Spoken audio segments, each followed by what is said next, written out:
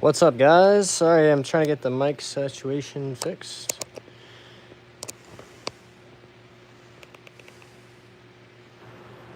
Okay. That's better. Let me check that microphone situation.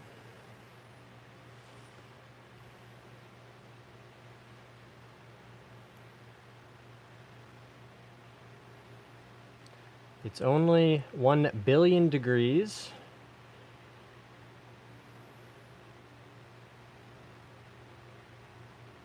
Gotta make sure this works, sorry, so that I can stand in front of that fan, because otherwise I might be keeling over momentarily. All right.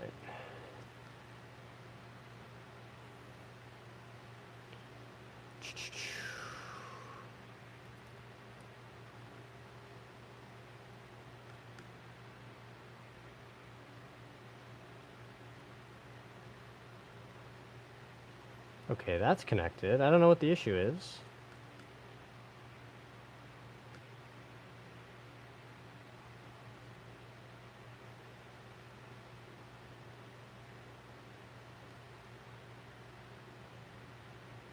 Oh, there we go.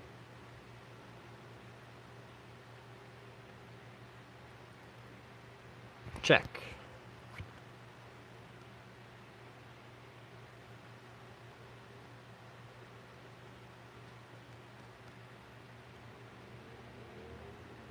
Nope, got nothing. Is it working over there? Is it working over there? Is it working over there? Is it working over there? Check, check, check, check. Accommodating for the UK times. Love to see it. There we go. All right. We are back in business, which is good. Okay. C. Rich is in here. What's up, C. Rich? Sounds rainy, or it's the mic? Yeah, no, the fan. I don't know. You guys probably can't see. This is a big boy fan. This is gonna keep me alive. While we're in here. Hope you're having a good day, Tom. C. Rich says, I'm on the course, wish I could wash. That's awesome. Enjoy the time on the golf course. That ain't good, said Cool Hat. Thank you very much. Also important to stay hydrated. Oh, you know what? There's one more thing that we need.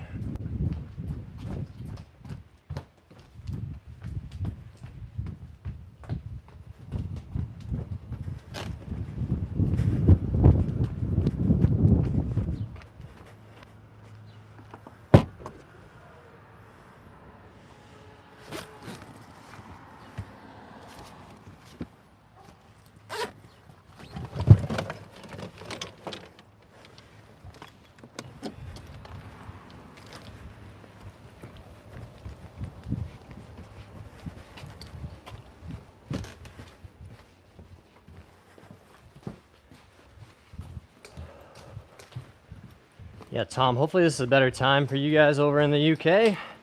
I wish it was more consistent, the times, but, you know, just doing the best we can. Oops. All right, it's back. I thought the fan died for a second. I was maybe gonna cry and go inside. All right, we have golf clubs. Hey, Tom got a promotion, guys. Shout out to Tom. Drop him a thumbs up, a heart in the comments. Tom's one of our moderators, said he got a promotion today. That's incredible news. Shout out to SRM. Shout out to you. Best clubs for 26 handicap. Best clubs are going to be something forgiving, you know, some game improvement type stuff, right? Until you know, develop your skills a little further and,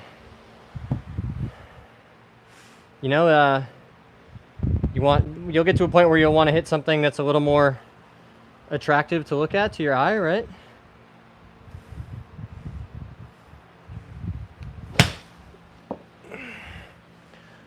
Oh, yeah, That's good.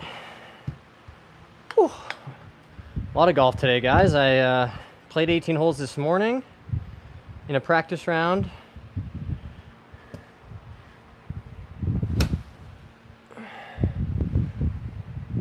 Oh.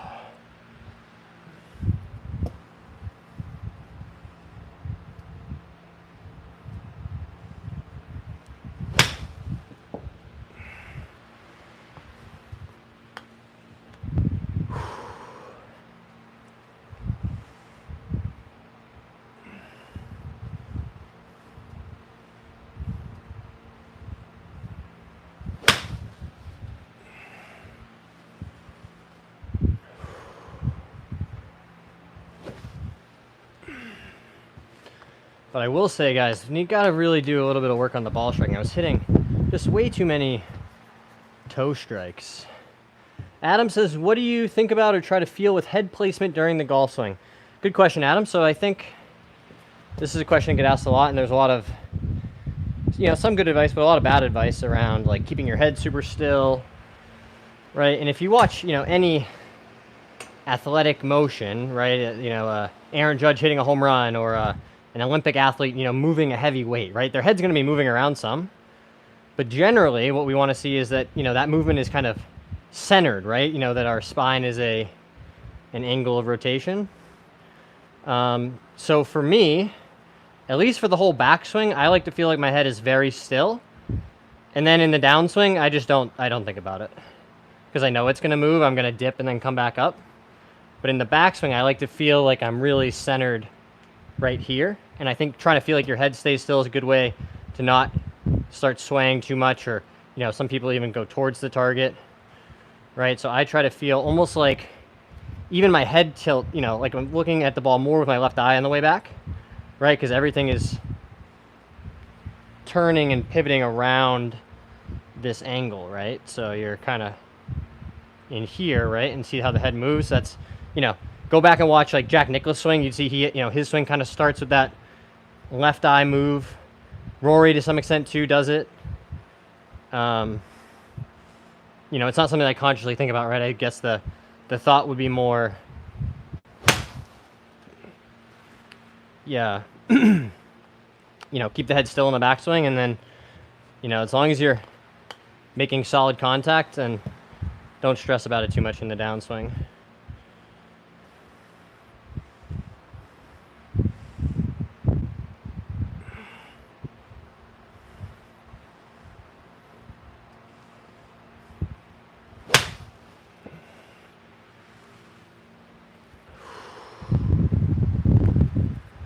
Ooh. Tom says, buzzing about the promotion. People interviewing me were English and Danish. I'm just glad they can understand my accent. That's really funny. I do imagine, you know, at least in Europe, people are used to, they do better with accents, I think.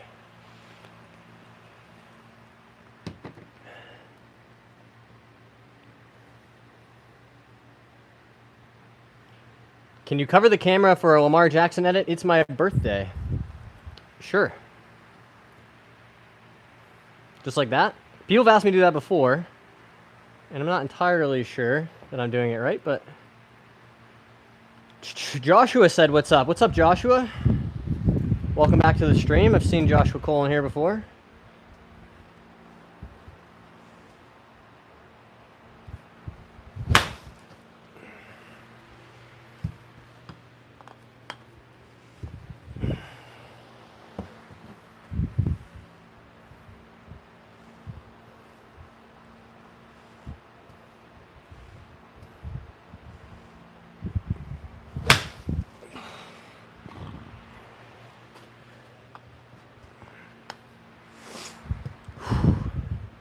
That was a pretty good strike there.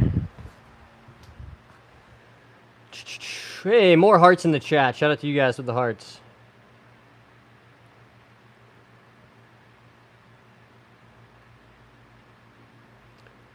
All right. Did I do it right with the cover the camera thing? I'm not entirely sure how that works, but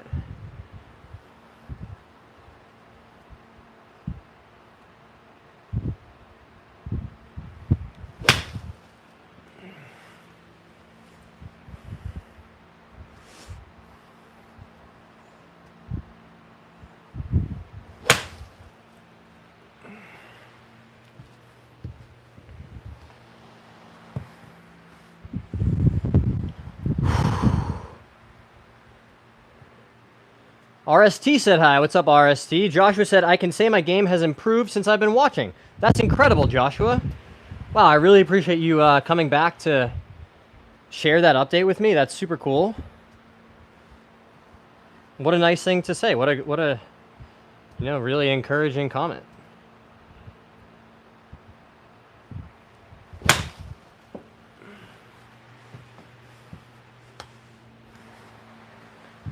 Is that too much extension there? Let me see. A little. No, not a ton. Jose says, iron, this is an 8. This is an 8 iron. But we've got other options. I like practicing with the 8 iron because I think it, like 8 iron and in is going to cover maybe 70-80% of all your iron shots.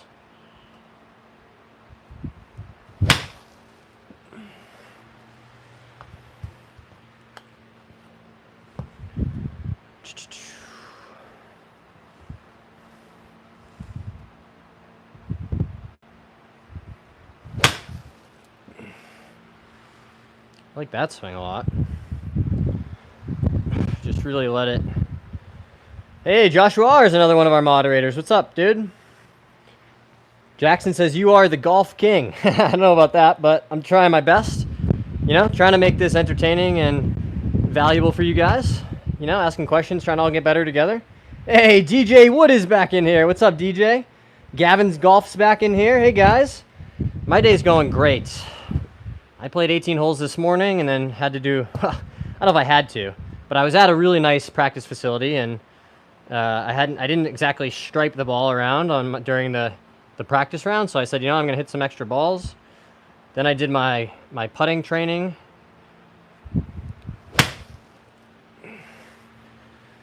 Over there, and then I came back and did a few hours of work. And was at a little break. I'm probably gonna have to do a little more work tonight, but that's okay. And said, you know what?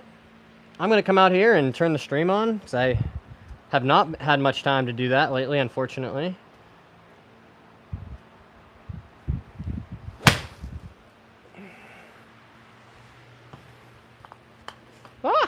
Got it. So shout out to you guys for showing up and hanging out on the stream.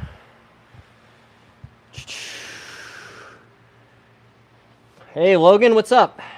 You made my day. Well, I'm happy to do that. That's awesome. Lamar edit. I don't know how me doing the camera. Well, you're never going to be not grabbing the camera. Yeah, could someone explain to me, like, are you making an edit of me? Or is it you just need, like, a 3-second clip of someone grabbing a camera?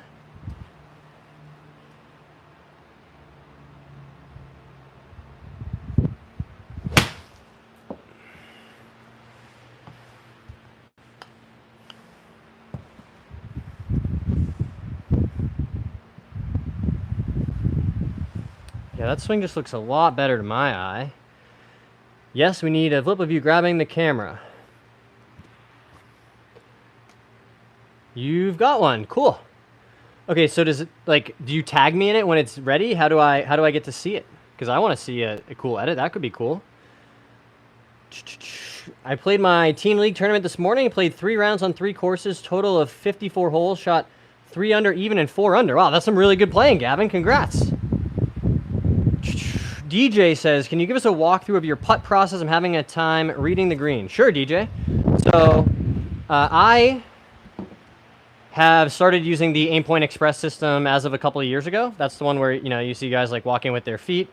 You can do it subtly and quickly, right? It doesn't have to be super slow where you're like standing here, staring off into space, right? It's basically a 1, 2, or a 3. And you teach yourself. I just use the level on my phone to teach myself on a putting green. And you'd say, okay, that's what a 1 feels like. You find a bigger slope. You teach yourself, like, okay, that's what a 2 looks like, right? And then from there, you teach yourself just the, 1, 2, or 3 fingers. And for me, I think that really, helped me from a process perspective, right? I'm not convinced that I'm super good at it or that my reads are always perfect, but it gives me freedom, right? Peace of mind to say, like, okay, I did my process. That's the read. I don't have to wonder like, oh, what if it's a little more or a little less? It's just like, that's the spot. I pick it out. You aim your ball there.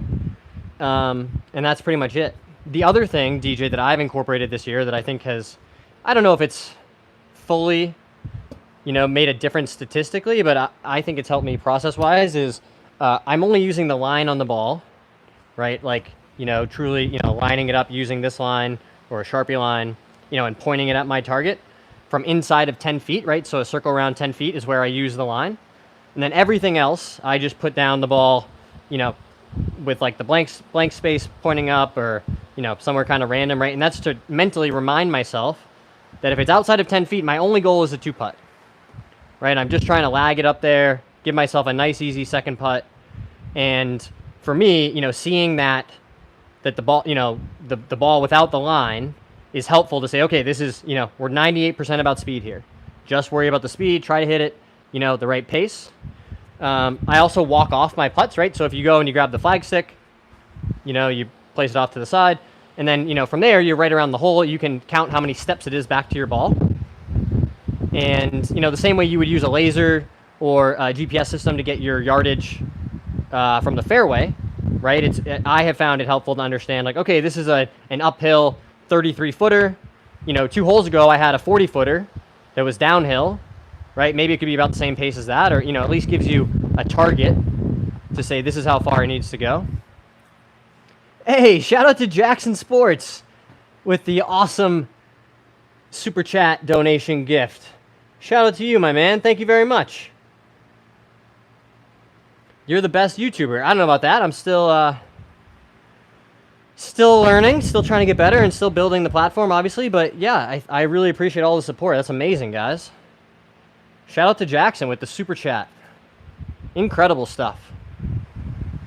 So DJ, hopefully that helps. But happy to answer any other questions beyond that. And then I have the same exact process on every single putt, right? So once I've figured out where I'm going to aim it, and if it's inside 10 feet, if I've set up my line, and I'm happy with where the line is pointed, right? I get in there, I'm looking at the target, I'm, again, trying to orient myself to the distance I need to hit it. The first look is to set up square, right? Then I start, 2 practice strokes. Again, looking at my target, step in, 1 more look, and then hit it. So that makes it easy for my brain to understand what's going to happen and allow me to, make a good stroke when I need it, right? Because I've done that process many, many, many times. And it's a good thing to practice that, when you're on the putting green. I posted a video about it recently. I used ChatGPT to design a putting combine, and I went through my whole process. I was out there, like grinding on 30-footers on the practice green, trying to get a read like I would in a tournament. And it gave me a list of distances to start from. Oh, another super chat from Jackson. Amazing. Everybody drop a like on Jackson's super chat in the blue there. Very cool. Me and my team got second, team and first did better by 1 birdie. Wow, that's a tough way to go down. But you played well, Gavin. So, something to focus on for the next tournament. And, the other thing I would say after following a tournament or any kind of round, right, is do a really honest evaluation with yourself. Like, where did I lose strokes? Was it mental? Did I pull the wrong club? Did I read the wind wrong? Or was it just execution, right? We're all gonna pull the, be really committed to the shot and not strike it super well or leave the face open slightly, right? Those swings are gonna happen. The idea with the routine and all the practice is to make the outcome as certain for your brain as possible, right? Like if I do these things, then I should be able to, hit the shot that I'm envisioning, right? Your brain is your most powerful tool on the golf course, the best piece of equipment you have. Don't be afraid to use it that way, right? Say, hey, we're just going to hit it right at that target. We're going to hit this 9-iron, 147 yards, 2 yards left of the pin, right? And just say it out loud. Direct yourself. Use your brain to say, that's the objective. That's what we're going to do. That's my task. DJ, when are you coming up to Canada? Hard to say, DJ. It's a little dicey for Americans leaving the country these days. Hey, Jackson again with another super chat saying thank you. Incredible. Thank you very much, Jackson. Somebody wanted me to grab a 9-iron. Hey, Mason Jet is in here. What's up, Mason? And if I miss your question, guys, just drop it again in the chat. I'm doing my best. Mr. Sports says, how to hit driver. I'm struggling. So, Mr. Sports, yo, you're slicing it and hitting it low. I was going to ask you to tell me more, but there you go. Lizzle, I'll come back to you in a second. Mason wants to see the 9-iron. Hey, Clicks is in here. What's up, Clicks? This is a 9-iron. Okay, so driver advice. Generally, if you're slicing it, right, here's a drill you can do. Grab your driver. And what you're going to do is grab this head cover. Mr. Sports, this is for you. Or if you're anyone out there struggling with a slice. Right? Drop this head cover down just behind and to the right of your ball. Right? There's my tee. You can use this guy here, like this. Right? Just like that.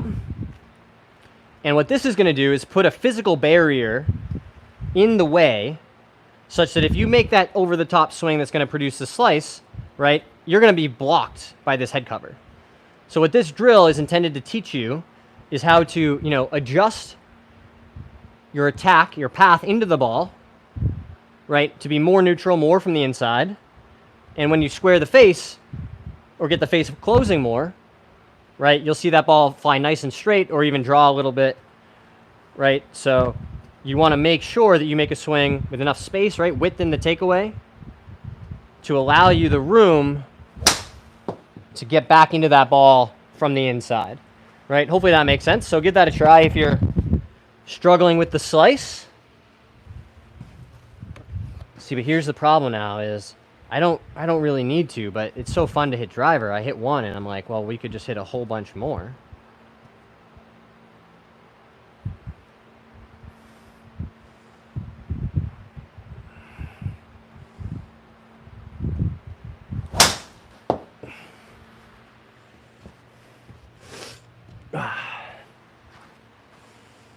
All right. So we got the 9-iron out. Gavin said the greens were really tough on the second course. There was a green that looked dead straight, but it broke 3 cups right. Oh, wow. See you, Jackson Sports. Thanks for being here, my dude. And shout out to you for all the super chats. Thank you very much. Can you help me with wedges? I keep either sculling it or popping them up, and they go 75 yards. Yeah, so with the wedge, right, we don't need a ton of speed. These clubs are more about distance control and accuracy than they are about hitting it super far, right? So to really make sure, number one, if you're sculling it and popping it up, your ground contact is not where we want it to be, right? So the first thing I would have you do is grab that wedge that you're struggling with, right? I've got a 52 degree here. And practice, again, keeping probably 65% of that weight on this front side when you're hitting a wedge. Ball positions, kind of center. Some guys will be even a tiny bit back of center, right? You don't want to really be back on the back foot, but, somewhere in the center of the stance. And we're doing that to promote this forward shaft lean, the handle being closer to the targeted impact, right? But if you're still struggling with contact, what you need to do is slow the swing down and make it smaller. So this 52-degree wedge on the golf course, I might hit 125 yards, right? But to do this drill, the one that I'm going to have you do, I'm going to try to hit it maybe 40 yards, right? So I'm going to set up like I'm, going to hit a normal shot, and then I'm just going to go super slow, right? But making sure that I'm making a nice, crisp, descending strike on the ball. And, you won't see it in the net, obviously, but if you're on the range, you'd want to make sure that that ball is flying nice and straight towards your target, right? And by slowing the swing down and making it smaller, that's going to really allow you to build the skill of, hitting the ball properly, delivering the club in a way where you're going to compress the ball, right? You're not going to scull it or scoop it, like you were saying. Right, and that impact drill, that's good for, every club. You can just do those little half swings, really focusing on hitting the center of the face, delivering a good strike into the ball. Hey, Special Greg said hi. I have a tournament in like 20 minutes. Thank you so much for the tips. You're welcome. Have you ever played Aronimink? I belong there. I have not played Aronimink, but that's a very cool club to be a member of, Sean. Shout out to Sean. Scott said hi. Hey, Scott. Went back after the last stream to laugh at the 20,000% thing. Yeah, that was funny, wasn't it, Tom? Oh, man. Even with the fan, guys, we are dying. Can you hit your 5-iron, please, Mason said.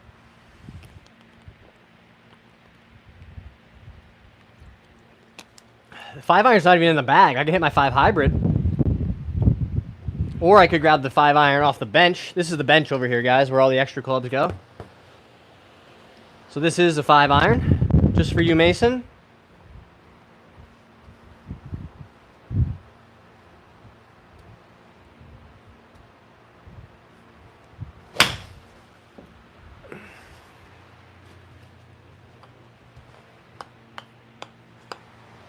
Ah! Well, it's gone now. One more for Mason. One more with the 5-iron. How about that?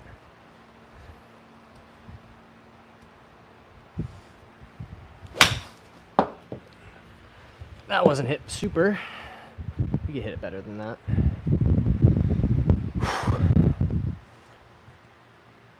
That is, though, again, why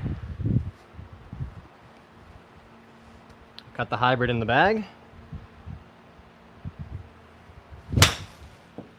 There we go. There's some 5-iron swings for you, Mason. Had the 9 out, too. Maybe we'll go back to hitting the 9. Khan says, how does your right arm externally rotate, and how do you maintain that at the top of the swing? How should the wrist hinge? Thanks. Good question, Khan. Oh, Gavin has a tournament at Oakmont. Very cool. And then Hollywood had a question about coming over the top. Jackson's back. Jackson Sports is back. Very cool. I could not do a round without my 5-iron. Hate 5 hybrids. We're very different.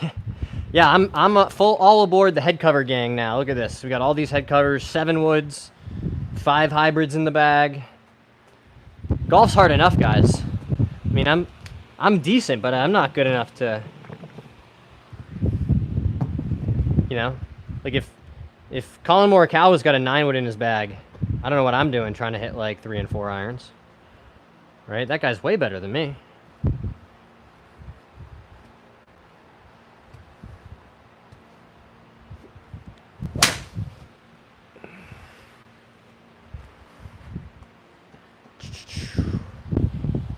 Okay, so the drill, Hollywood, for coming over the top, right? Just did this, we can do it again. Grab your head cover, drop it down just behind and to the right of your golf ball like that, right? And when you swing over the top, it's mostly because that takeaway gets inside this way, and then you have to loop it back over to get to the ball, right? And if you do that with the head cover there, you're going to hit it. Your path to the ball will be blocked. So in order to shallow the approach out, right, more from the inside, more neutral, we're going to need more width in the takeaway, right, keeping that club head further away from us. You know, you could feel like a low, trying to keep the club low to the ground in the way back, right, to allow that club then to come from the inside. And this is going to answer Khan's question too. Conley wanted to know about the wrists, right? And that's mostly the wrist hinge is going to be when we start that change of direction. The club head is still, and the club are still moving when our hands stop, right? So then the club, you know, gravity starts pulling it down, which sets the club here, and then you hold that angle down into the ball. So that was part of Khan's question. But again, so for the over-the-top part, if you're able to do this and approach the ball from the inside, right, you won't hit that head cover. But if you're steep and over the top, boom, you won't be able to get to the ball. So that's a pretty simple one you can do at the range. Give that a try. See if it helps with the slice.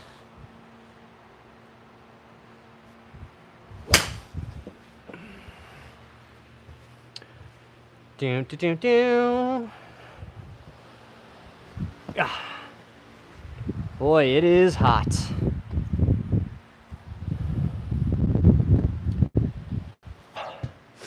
You're welcome, Hollywood. Saludos desde el Hole 2 Country Club, Culiacan, Sinaloa, Mexico.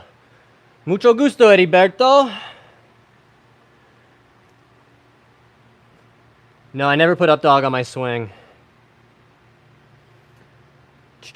Binsky says, love stopping by your stream. Shout out to Binsky.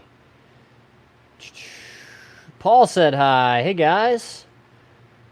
How can I get more distance in my swings? I have a hard time with the driver. I played baseball. I think my hips are coming with my swing. That's why I'm missing power.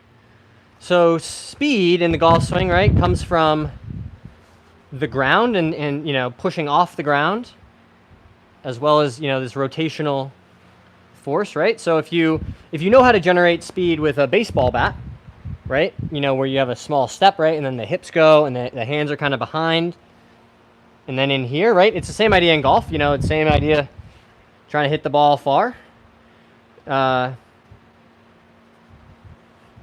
You know, you need that width, right? If you have a really narrow arc, it's going to be hard to generate a bunch of speed, right? But if you give it a ton of width, I think the key thing too to remember, a lot of you know, baseball players struggle with throwing the club from the top, right? Because they're like, well, it's time to hit, we got to go, right? The key thing to remember in a golf swing is that release needs to happen more like down here, right? It happens much later, and that early release, right, or casting, you're losing all the energy at the top of the swing, right? The golf ball doesn't care how fast the club is going up here. The golf ball cares how fast the club is going at impact, right? So if we want to get as much of that speed at the bottom of the swing as we can, you're going to have to learn to feel like that release happens a little bit later.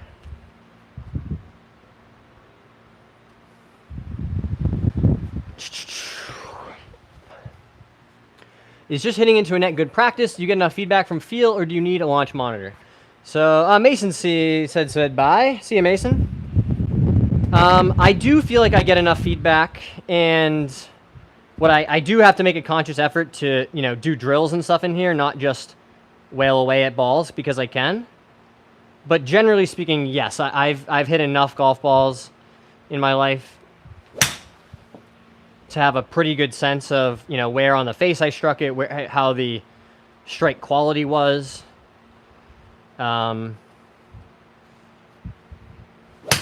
Which again, guys, is just a thing that comes with practice.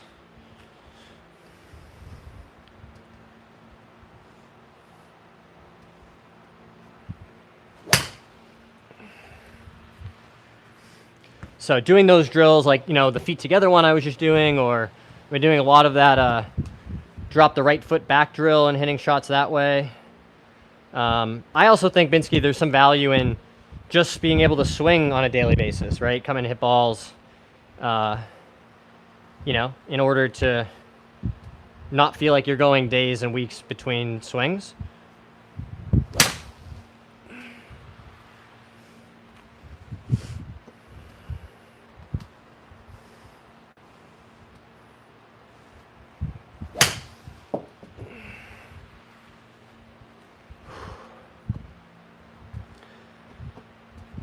Tom from Scotland, if you've never tried, well, maybe in Scotland it makes more sense, right? You know, a lot more wind and links golf, you got to keep the ball low, but man, hitting one of these 5 hybrids into like a par 5 or a long par 3 and just seeing how soft it can land,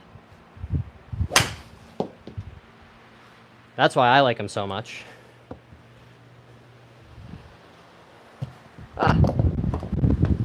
The dreaded drop the balls right on top of each other, and then they go shooting out to the side. Mason said, hello, about to have a golf tournament. Good luck. Zach says, when I hit the balls, it goes everywhere. I keep slicing when hitting a driver. So Mason Sports, what you're going to have to do is get that path more out to the right and the face more closed. I'm heading out for today. Lots of work. Have a good stream. Thanks, Binsky. Shout out to Binsky. If you guys are interested in returning for more streams in the future, or you're just having a good time hanging out, you want to hit that subscribe button, I would really appreciate it.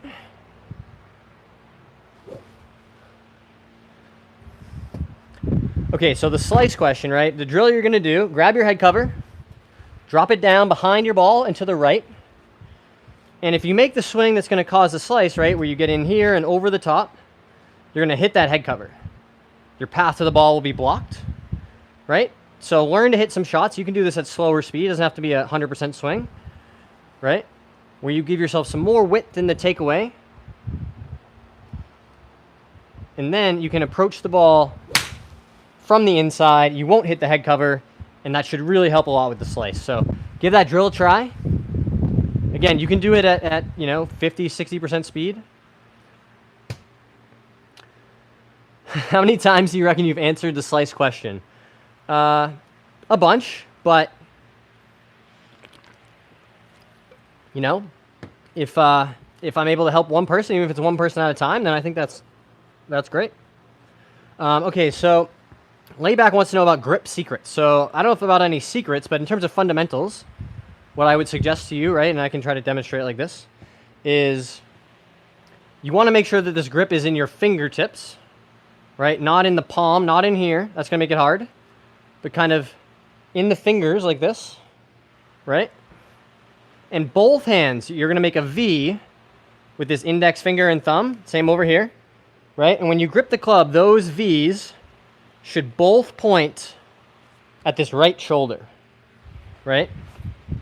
The other thing that I think is very important is grip the club in a position that you would want to hit it, right? So if you want to deliver shaft lean at impact, well, probably good idea to grip the club that way. So if you grip the club neutral, right, no shaft lean, imagine my target's this way, right? And then I grip it, and then I deliver the handle forward, right? What have I done? I've weakened the grip. Face is pointing more to the right.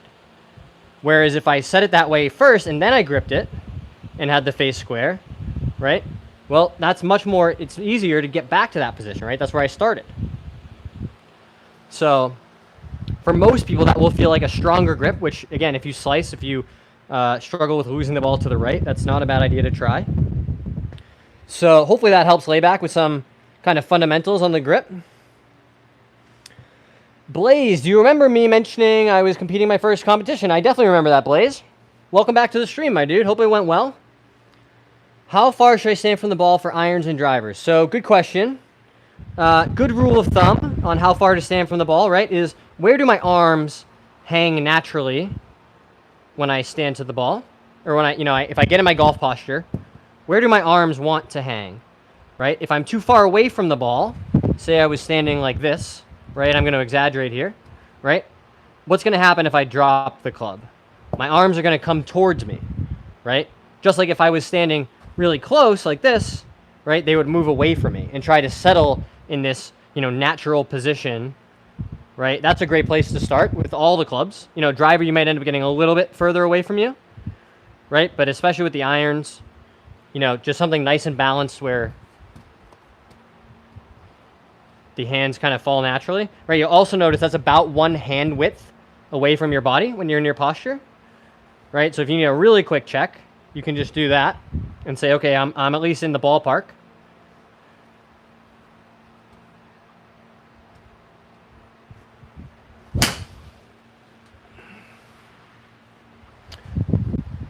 So hopefully that helps. Blaze ended up coming in second. Amazing. Congrats, dude. That's an awesome result. Very, very cool. What's the farthest you've ever hit your driver? The furthest ever is probably like, I don't know, 370. I've hit some long ones, with straight downwind on firm fairways. How much do you think old versus new clubs matter? I'm playing with a 20-year-old set. I can hardly drive with this solid titanium driver. Good stuff. You're welcome, Farb. I think it matters. 20 years is a long time, right? A lot of technology has improved in 20 years. More so, I would think in drivers and woods, right? Irons, like especially if you're playing blades, I mean, not much has changed. Game improvement irons are probably going to be, noticeably easier to hit than something that's 20 years old, but not a huge difference if you're playing blades.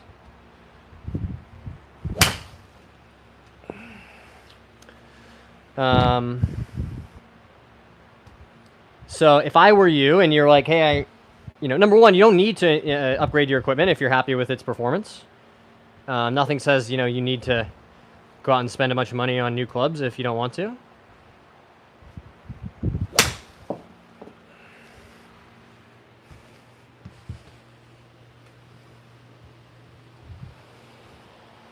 But I do think, like, especially if you tested a driver from 20 years ago to a driver from today, I imagine you'd pick up 15 or 20 yards probably. 200,000 definitely would have gone 400. Furthest I've hit drivers 296. 296 is awesome. I'm playing with Golden Bear clubs. Would you prefer a downhill putt or across the slope, up and down? If it's straight downhill, then I'd take that one. Because then it's more about hitting it on the right line, whereas those cross breaking, right? If you say you have a green that slopes back to front and you're kind of pin high, right? In this example, that putt would break a lot left to right if I'm left of that hole. Those putts are harder to make because you really need to match the line and the speed.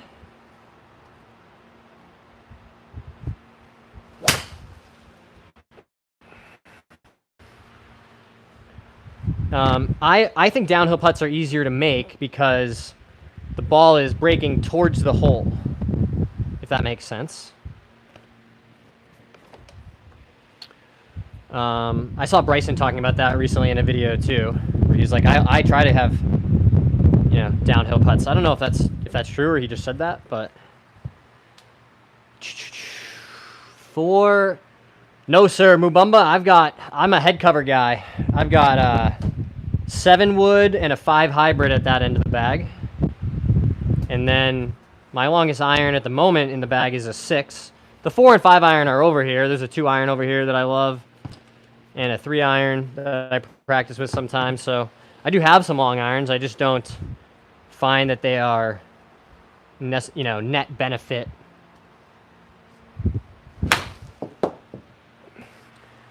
For me at the moment. And plus, once you've hit a 5 hybrid and you realize how high and soft and easy it is to hit, and how easy it is to hit out of rough, I don't know if I'll go back to having long irons.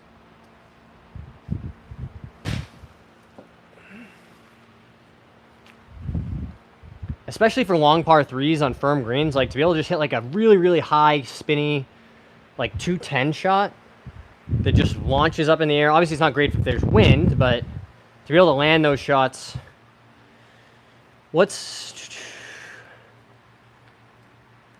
Ever tow one and hit your golf bag? No, I haven't hit it yet. Recommendations for new golf channels. New golf channels. I like Big, what's his name? Big Dude Golf. Seen him around. Mikey Tea Times. It's really good.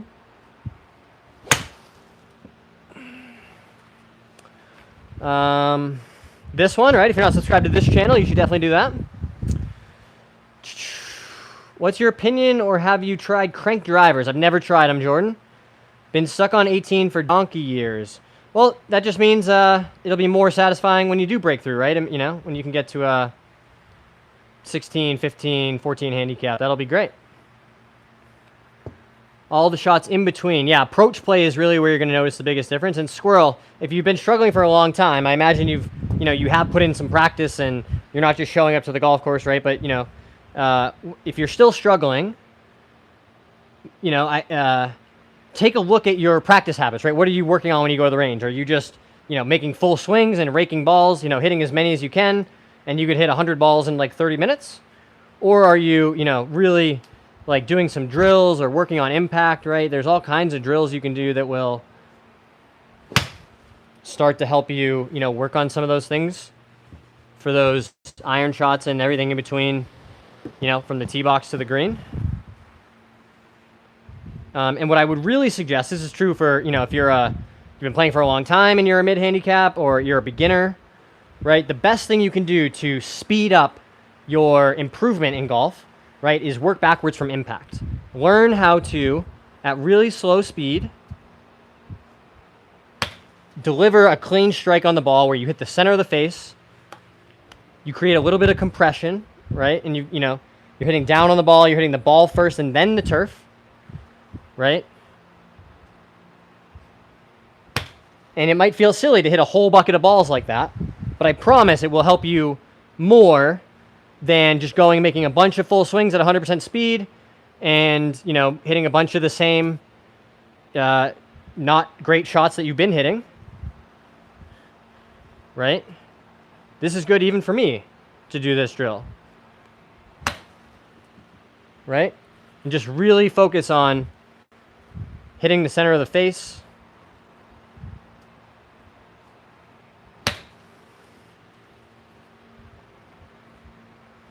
So give that a try, see how it goes. Bobby said, what's up, bro? I'm watching this channel. What's a good drive for a beginner as far as distance just started? Oh, I wouldn't worry so much about that, Bobby. You know, the speed will come. You know, just for like data points, right? PGA Tour average ball speed is I think 174.5. You know, so like a high level amateur ball speed might be in the high 160s. You know, really fast players are in the, you know, high 170s, 180s. You know, Bryson and Rory, those guys are in the like 190 to 200 mile an hour ball speed range. So that's really the best way to compare. You know, because distance obviously changes based on, you know, conditions and rollout, wind, altitude, all kinds of stuff. And, you know, again, on that same scale, the fastest ball speed that I've hit this year is 172. So that's like at the end of a speed session, I'm swinging as fast as I possibly can, you know, at a speed I probably wouldn't swing at on the golf course.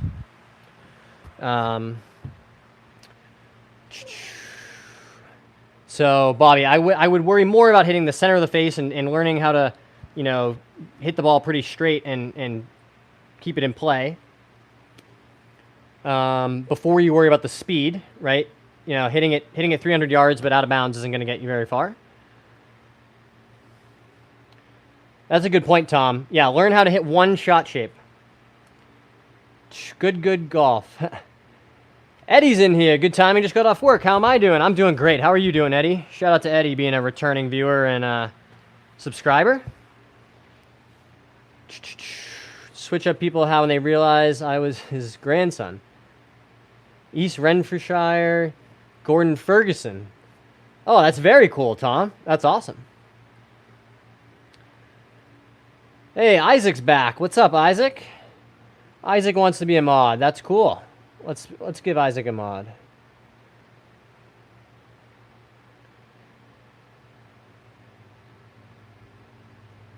Shire. Oh, I think it's Shire. Probably East Renfrewshire is what you would say. Not Shire. Yeah, that's very American of me. No disrespect intended, Tom. That's beautiful. They kept his respect alive. That's amazing. Yeah, I agree. Mike says, what do you feel getting from P6 to P7 to hit down on it?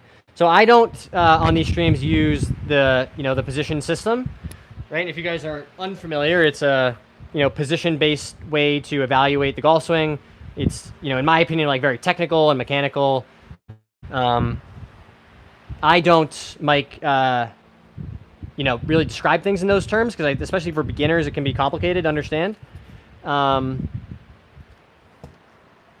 But I don't personally have really much in the way of downswing swing thoughts, right? But if anything, I'm just trying to, on the way down, keep my, you know, stay balanced, right? My swing thoughts are mostly about, you know, a balanced finish, right? Because if I do the things in my backswing that I hope to do, then that club should be in a really good position and I can just let it go from the top.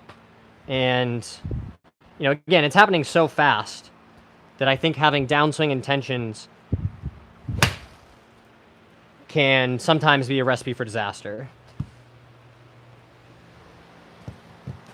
But, you know, Mike does bring up a good point, guys. If you're like, hey, I really want, you know, like a step-by-step guide to really understand on video, you know, what the different positions in the swing are supposed to look like and what, you know, different players look like.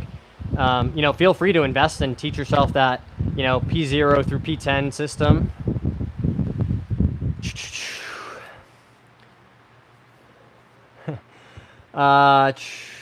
Golf watch or range finder? I think both. I've been trying to use my laser less this year, trying to play for bigger targets, right? Like my target's are the green. What club do I have to hit, you know, on the green? Play my first course of the day, 213. That's awesome. That was funny. Just the easiest way to type it. You're welcome, Mike. What was my first score? Oh, man, I don't even remember. Definitely over 100. Golf is hard, guys. I mean, it takes a really long time for most people to develop their skill level, you know, and get to like a single digit or a zero handicap.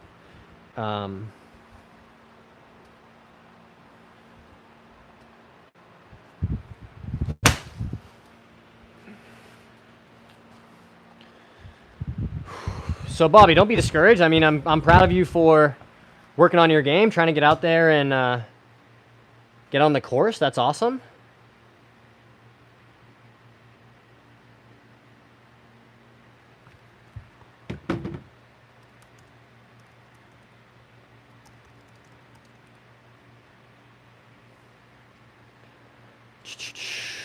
What are your thoughts on jumbo grips? I wear XL gloves, get a ton of blisters with normal grips.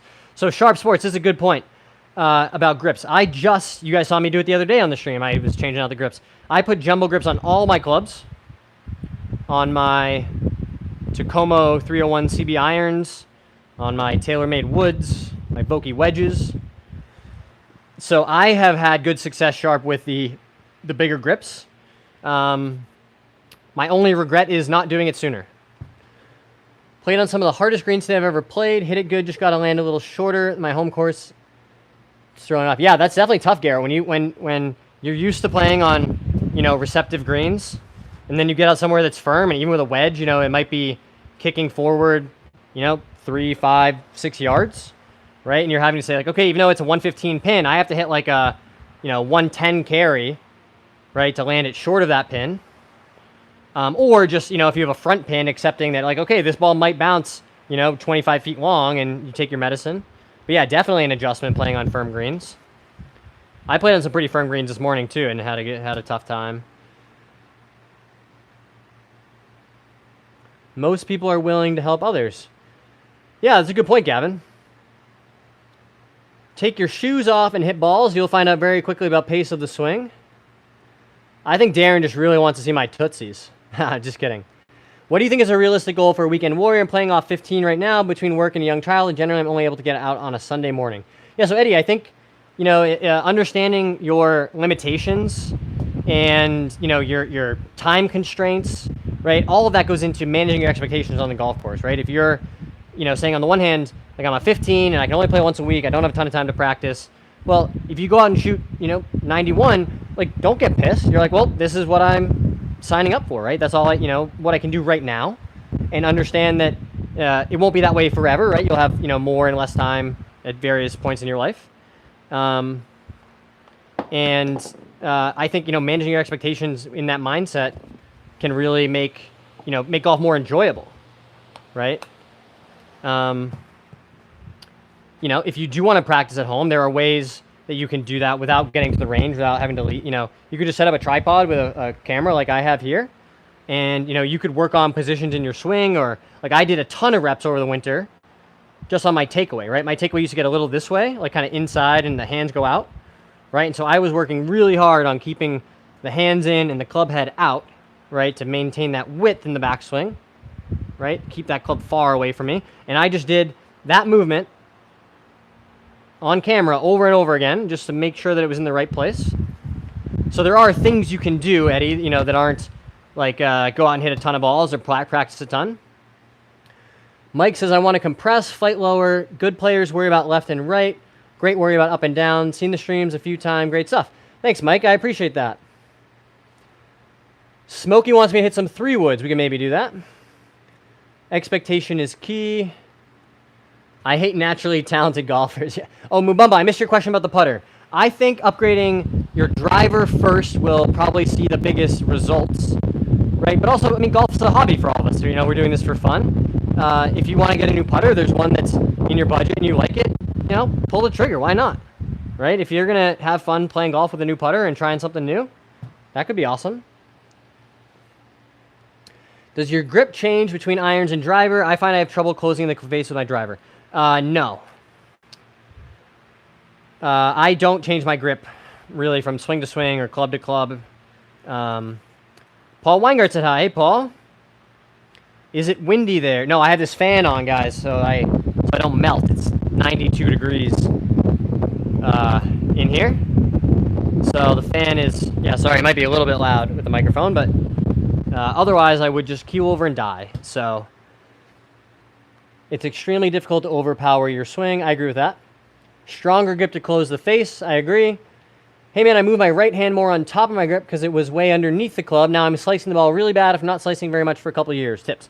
Yeah, so if you weakened your grip planes, right, you know, you got to remember what that change will impact, right? So if your grip was stronger, right, more underneath like this with the right hand, right, and you then put it more on top this way and weakened it, right, that is going to make it harder to close the club face. So if you weaken your grip, right, and then you try to make the same swing, the face is going to be open because you've taught yourself over years and years and many, you know, reps of practice with that other grip how to hit it straight, right, and match up that grip and that face angle with your plane and your path. So it's a good reminder to, you know, remember the impact of these things and understand, like, okay, if I weaken my grip, I got to do something different to get that club face square. So you can teach yourself, you know, with a weaker grip to hit the ball straighter, right? It's just going to require a different release or, you know, some other way to get to the ball. How to stop slicing demo. Okay, so John, we've done this a bunch, but we will run through it again. So the drill that I'm going to have you do is grab your head cover. You're going to drop it down behind the ball and to the right of it some. Grab our tee here. Right? And when you slice the driver, it's almost always because the takeaway is inside here and then over the top this way. Right? Which causes you to attack the ball from the outside, and with the face open, that's going to cause that high spinny short slice. Right? So when you put that head cover there, it's going to block your path to the ball if you do make that over the top move. So this is a really good drill if you're out there struggling with a slice. You know, I want to get the path more neutral, right? And if you can deliver the club with a square face and not hit that head cover, right, you should see that ball fly pretty straight through the air and not slice, right? You know, more width in the takeaway is a good place to start, right? More width here, allowing you to shallow it and hit it from the inside, right? But just make sure that you don't hit that head cover, and that should really help, you know, neutralize that path into the ball. So give that a try. We all out here trying to get better. Absolutely, Nathan. Does it matter what ball you play, or is it a scam? No, it definitely matters. Different balls will do different things. Different balls can be good for different conditions. You'll notice a difference in the feel, as well as primarily the reason you would play a different ball is because of its spin profile. Right? You want, you know, either more spin around the greens, less spin off the driver, right? More feel around the greens. Some people really like, you know, a soft feeling golf ball off the club. Driver's the fastest club in the bag, so being consistent's hard. Agreed. Such a rewarding sport when you hit that dime of a shot. I agree, Adam. That's what's so addicting about it, right? That's why I find myself, you know, I'll get stuck out here for way longer than I intend to. Because I'm like, man, just, you know, I'm having such a good time just striking balls right out of the center of the face.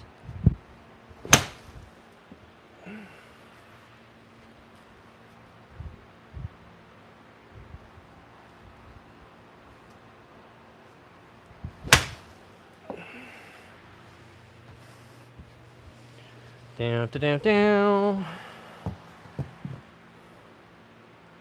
Whew. Yeah, sorry about the fan, guys, but otherwise I think I would quite literally perish in this heat. Your head cover's taking a beating from the explanations today. Most underrated club brand. I would say underrated Strixon, although Tom's pointed out Cobra is well made as well.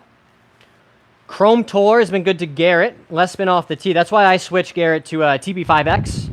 I had played Pro V1s for a really long time, and I just could tell more on like the heel strikes, right? But they just were getting so spinny with the Pro V1. Hey, shout out to Jackson with another super chat. Amazing. If you guys want to support the stream like Jackson, you can do those as well.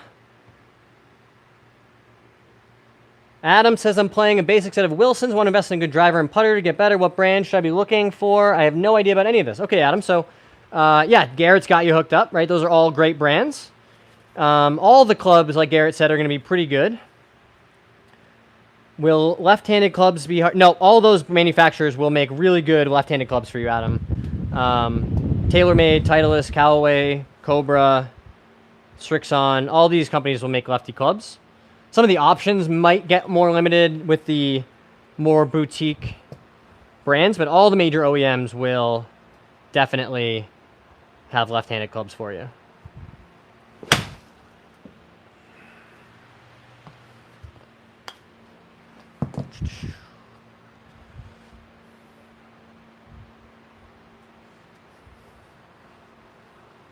I have one lefty friend, and he plays Mira irons, which are really cool.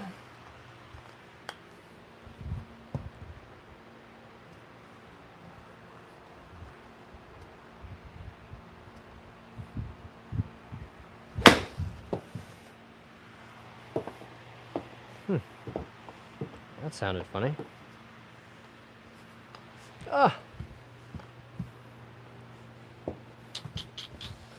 Sometimes you just gotta do it the old-fashioned way.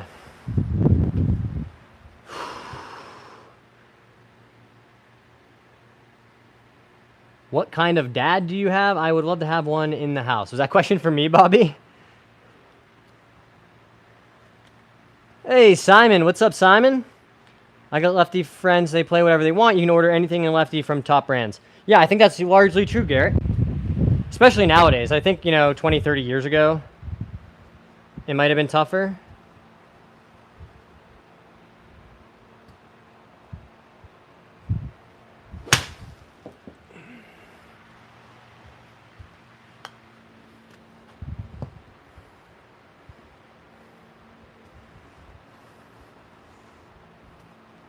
Bobby, there's no father in my house either, so it's fine.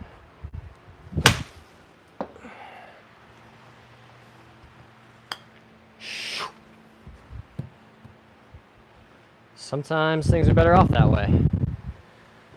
Ryan said, hey, what's up, Ryan?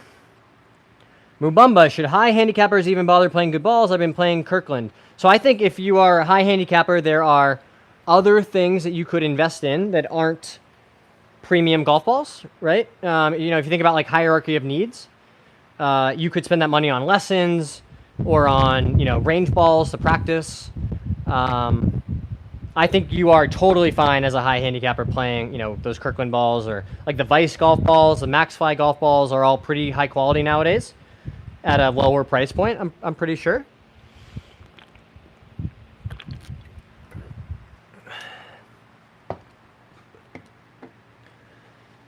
Simon's got you hooked up. Yeah, brands that mass produce will do anything to appeal to the largest market. Left-handed clubs will always be available. Good point, Tom. What's a good drill for over-the-top swing path in to out? Also something to do with the opening of my hip. Is it too late to start playing golf? I'm 29. No way, Reese. Just get out and get started. You don't even need to, I tell people if you want to get interested in golf, you only need like 4 or 5 clubs. You can start building your skills and having fun. You don't have to spend all this money on 14 brand new clubs, right? You can just get some used clubs, a driver and a putter, a couple irons, maybe a wedge. Get out there and start playing. Imagine if you started now, Reese, right? And then by the time you're 50, you're like, I've been playing golf for 20 years, right? Like it's not just, it's not just you right now that's never played golf, but there's a version of you in the future that might be like, oh, wow, I started 10 years ago, and I'm so glad I did, right? I've had 10 awesome years already, or 20 years of playing golf and getting better.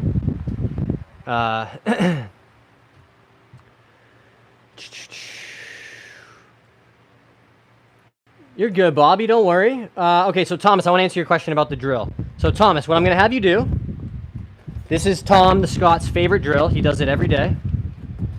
Grab your head cover. You're going to drop it down behind the ball to the right. You can do this with any club. I'm going to demonstrate with the driver. right? Most people struggle the most over the top with the driver. So again, behind and to the right. And if I do make that over the top swing, which remember is probably because the takeaway is inside and then you have to go this way, right? The head cover is going to block your path to the ball. You won't be able to make an over the top swing because you're going to hit the head cover before you hit the ball, right? So what this is going to train you to do is to approach it from the inside, much more neutral, right? I would also suggest more width in the takeaway, right? And then learn how to hit some shots where you don't hit that head cover. You should see that ball start to straighten out a lot. So that's a really good drill if you're struggling with a slice out there. Biggest scam is the price on bags. Yeah, I don't disagree. I'm too competitive to give up early. I'm in it for the long run. Now the bank account's being stripped. Yeah. I'm 12 with the 12 handicap. Is that good? Yeah, it just means you're at 12. Right? I mean, it's just a barometer of your progress, you know, your skill as a golfer. It's not good or bad. Right? If you're having fun as a 12, that's awesome.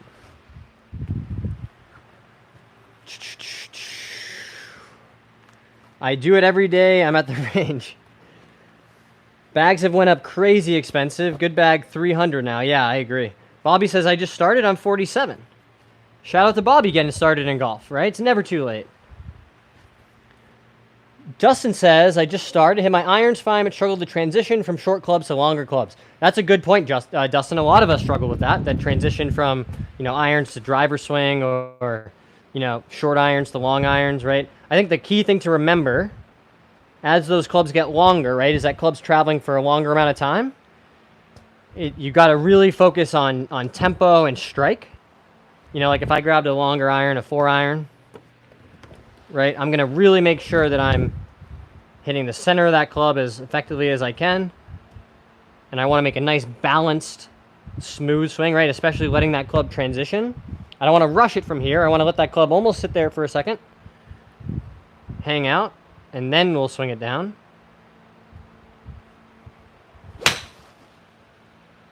Right? And just make a nice balanced swing. And you'll find that that will cure a lot of those transition-related things. Also, you know, if your swing's a tiny bit steep, those longer irons will get harder to hit. So be sure that you are, you know, shallow and from the inside, especially with those longer clubs.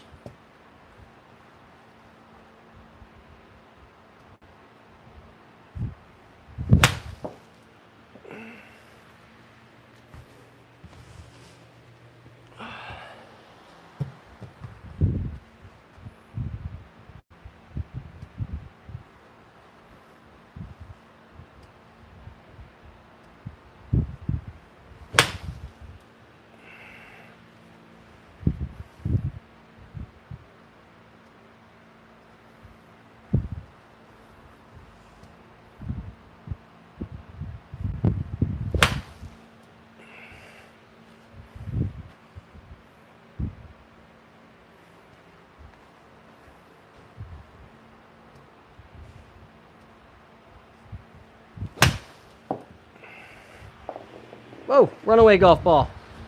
Come back here.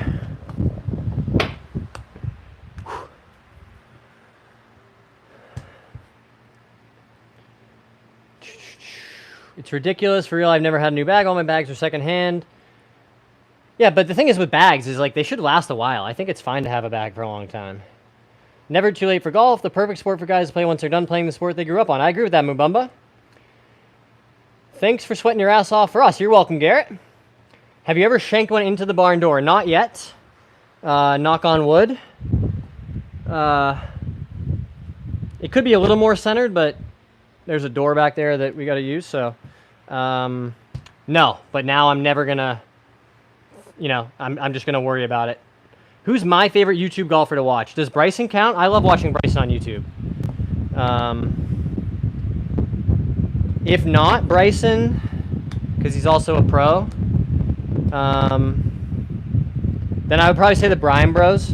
Right, I've been watching George Bryan. I actually met George Bryan on an airplane before I was a YouTuber. This was probably 2021 or 22. It was whenever they had the US Open content at the country club. Met him getting off a plane in Boston, and gave him some props, and that was, you know, they were still pretty early on in their YouTube journey. That was, what, 3 or 4 years ago? So George Bryan, I think, is awesome. Great golf swing, really good player. You know, he was a super nice guy when I met him in person. Sometimes you hear these stories about guys who are, like, ungrateful or they're, you know, stuck up about their success. And maybe he was still early on in doing it. So when I was like, hey, you know, I love watching you on YouTube. Keep it up. So, bro's thick. Thanks, Umer. The net did indeed return. Yeah, right. Fat Perez is my spirit animal. I love it. That gray top is quickly becoming black. Yeah, gray was a tough choice. Not thinking ahead. Heat index of 115. That's hot, my dude. It's Tui from Fiji. Started hitting to the right, like you said. It helped a lot. Won a 9-hole match yesterday with 21 points. Way to go, Tui. Everyone give Tui some props in the chat. Shout out to Tui for coming back to let us know about his success on the course. All the way from Fiji. That's super cool, my guy.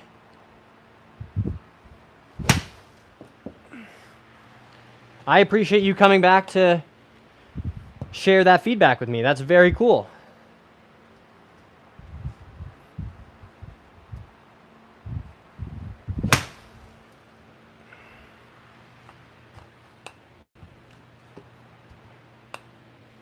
I do really need to get a launch monitor set up for the new house whenever we get this set up. Probably more of a backyard type situation. You guys got to start blowing up Rapsodo. How do I get Rapsodo to sponsor the stream so that they send me a launch monitor? It's only like the #1 question I get in here is, well, #1, what net is it? So net return, got to sponsor the stream. And then why don't I have a launch monitor? Well, I don't know. Where's Rapsodo, guys? Oh, I'm just kidding. How do you start your downswing? I've met a ton of golfers that are either super chill or super rude. Dr. Reginald said, love the tats. Thanks, Dr. Reginald. How do you start your downswing? So I like to feel like the club almost just kind of pauses up there, right? And then starts to fall. So I don't think it's really a conscious thing. It's more like once I feel like I've gotten the club there and set it and it's kind of hung up there for a second, then, you know, as gravity starts to take over, right, then we start the downswing.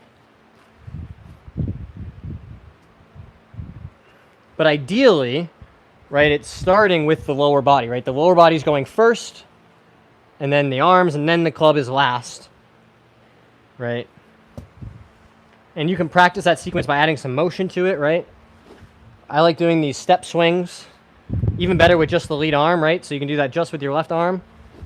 Really get some good sequencing feels to try to, you know, really feel like that flow.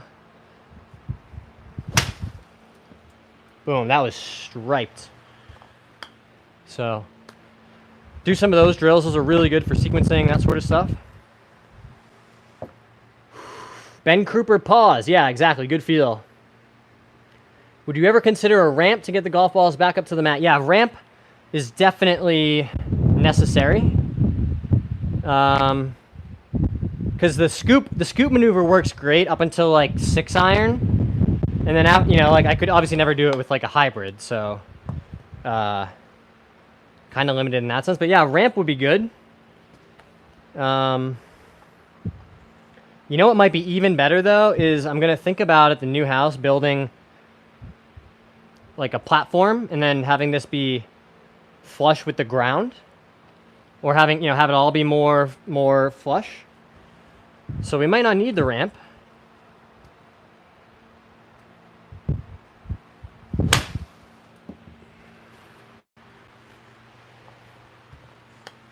But yes, I've spent a lot of time at golf courses, you know, back in the day, whether it was like waiting for a ride, you know, or waiting on a tee box in a tournament for slow play, right? If you've played tournament golf, you've definitely, you know, come around a corner and you come to a tee box and there's 2 groups standing there and one on the green and you're just like, oh no. Like, well, I got to do something for the next 30 minutes until it's my turn to swing a golf club again. And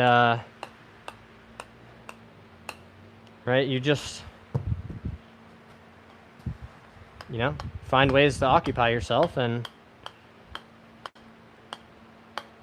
ideally I would use a wedge, right? Like a 56 or a 60. You know, if someone's like juggle as many times as you can. But, see, I can't even do it off of the wall there. But yeah, it's mostly just a, could you use your putting green mat as a ramp? I don't know. The only problem with that, Tom, I think, is the balls do like end up bouncing back somewhat sporadic, like you know, randomly. It's not like they all come back in the same exact spot. Danny said beautiful. Thanks, Danny. That's so hard to do. It's much easier with a 60. I went to a course last week, had a tee time behind a women's league, left on the 7th hole, and 3 groups were waiting on the tee box. Yeah, I've done that. I've done that this year. I remember just playing like a painfully slow front nine. It was like, I'm just gonna go home. I'm getting annoyed. This isn't fun. You know, obviously in a tournament it's a little harder to do that, but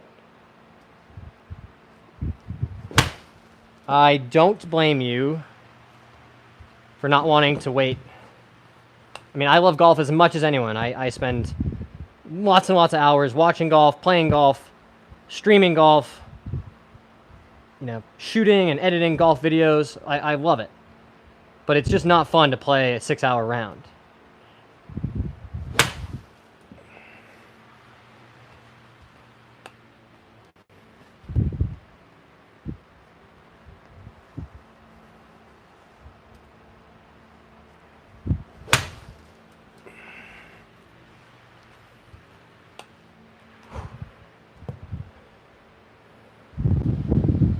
Hopefully won't need the fan for too much longer. I think the heat's going to break. Hockey said hi. Hey, Hockey. What's the club you use the least in your bag? I'm going to go 56-degree wedge. I don't really use it around the green ever. And I don't ever have that, like, you know, 105 to 115 yardage all that much. So that's my gut reaction answer. Although 3-wood is also in the running. Like, I carry around a 3-wood and hardly ever hit it. Unless there's like a forced layup at 265 or 270. I mean, most courses, those layup areas are more in the like 240, 250 range. But it's a good club to have in the bag still, you know, especially if the driver starts going haywire. Have something you feel like you can. I've noticed that golfers will tilt their clubs forward just a hair right before the backswing. What's the reason for this? So, good question, Chaldo. And when that typically is called forward press, right? So if you hear someone say, "Oh, like he's got a big forward press," that's that tilt this way towards the target, right? And the reason that people do that, right? So there's a couple of reasons. Could be a little bit of a trigger, right? Sometimes, you know, when you're standing still over the ball, it's hard to have a way to like start the swing if, you know, that's something you struggle with. So guys will do that to initiate the swing. And also it's an attempt to, you know, create more shaft lean to deliver that into the ball, right? Because when we hit it, we want the handle ahead of the ball, right? So if you're increasing that condition at setup or before you take the club back, right, you could assume you might be improving your odds of returning that condition at impact. So could be a couple different things. Yeah, much easier with a 60, guys. Let me grab my 60. Right, I mean, you can do all kinds of cool juggling tricks with a club like this. Right, I like to catch it sometimes, you know, you can fry the egg. Backhand scoop.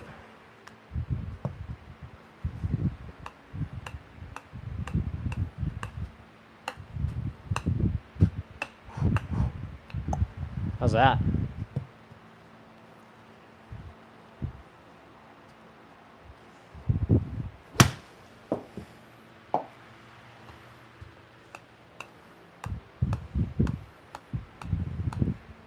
This club got me out of some tight spots today, I'll say that.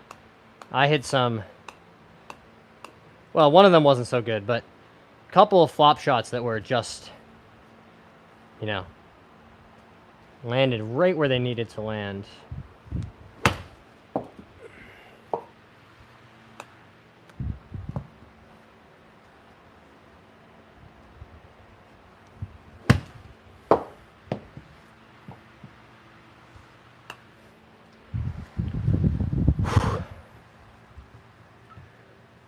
What are good clubs for beginners and are cheap? Good question, Reed. Why not just have that shaft lean before the backswing instead of doing it split second before? I think it's just personal preference, Shaldo. Okay, so Reed, if you're just looking to get into golf, I feel very strongly about this. Golf already has an accessibility problem, right? It's expensive, takes a long time, and beginners are often like, man, do I really need to buy all these expensive clubs? And you know, there's how many I need. You don't need fancy clubs. You don't need brand new stuff, right? You can get on eBay or your local thrift store and just try to find 4 or 5 clubs, right? A driver, a putter, a couple irons, right? Maybe a 7 or an 8 iron and a 5 or 6 iron, right? To give you, you know, a long and a short iron. And then maybe a sand wedge or a gap wedge, you know, some sort of wedge to use around the green. And you can get out to the range, you can start playing golf, you can have a great time with just those 4 or 5 clubs. You really can, you know, develop your skills, start doing some drills, right? Whether it's, you know, these ones I like, you know, with the feet together, or dropping this right foot back and hitting shots, you know.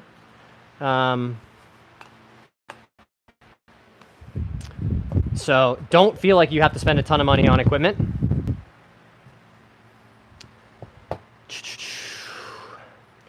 Troy, this is the Pro Series, the smaller one. I think it's 8x10. It's the smallest of the Net Return Pro Series. Where do you like to set up when you are driving the ball? So I like to put the ball just kind of in between my left heel and the middle of my stance, right? So maybe 2 balls forward of center. That's where I set up to it. That is a good try, Tyrone. That's a good one. I mean, a good effort, right? Most of them are pretty easy to tell right away, but I had to actually think through that one. Are you in front or behind or in the middle of the ball? Yeah, so, we answered that. Hello, Carlos. Thanks for saying hello. Sometimes in the range I feel great, but on the field I have trouble maintaining posture. Do you have any drills for that? So I think, you know, it's a common thing to struggle bringing the range to the golf course. And I think if, you know, staying in your posture is something that you're working on, right? When you are on the range and you make a swing that, you know, produces the result you want, right? Where you really feel like, okay, that's what it would feel like when I stay in my posture. Try to key in on that feeling, right? It could be, you know, something in your chest, you know, something in your lower body, right? Whatever it is that you feel in your body when you make that proper move, try to really dial in on that and exaggerate it when you're on the golf course, right? So for me, I have to feel like my head stays, you know, kind of down and my chest stays like I'm covering the ball. Because I do the same thing where I go like this and I come out of it, right? So for me, it feels like I have to cover the ball with my chest, and that's a feeling I'll sometimes go to get back to where I want to be. So just try to find that feel that you can dial in and really lean on that when you're out on the golf course. And just remember that it's going to take time and practice. Keldgard thinks I could be more active in my lower body. I probably could. Los5834 says, how do you fix chicken wing? All right, great question. So this is where the towel drill is going to be your friend. And just for everybody else, when we say chicken wing, what do we mean, right? That means the follow through maybe look something like this, right? We are really trying to hold it, keep that face square, right? This is going to cause a lot of things we don't want, right? This disconnected type look through impact. So to fix that, grab your golf towel, like this one here, tuck it under your armpits on both sides, and you're just going to make some swings where you keep the connection in order to keep that towel in place, right? Because if you make that chicken wing follow through, right, and you go like this, oh, I lost the towel. It's fallen. So in order to keep it there, what I'll have to do is rotate and keep that connection between my arms and my upper body, right? And if you can learn to hit shots and maintain that, right? That will really improve the connection in your swing and, you know, clean up a lot of that chicken wing type of look that you were describing. Hey, thanks, Tom. I really appreciate the super chat. That's amazing. Shout out to Tom supporting us and being a great moderator. Everybody show Tom some love.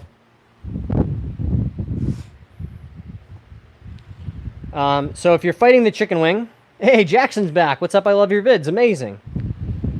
Jackson's one of our biggest supporters. If you guys want to try to get on his level, hit that subscribe button. Still hit out of the toe. Still hit out of the toe.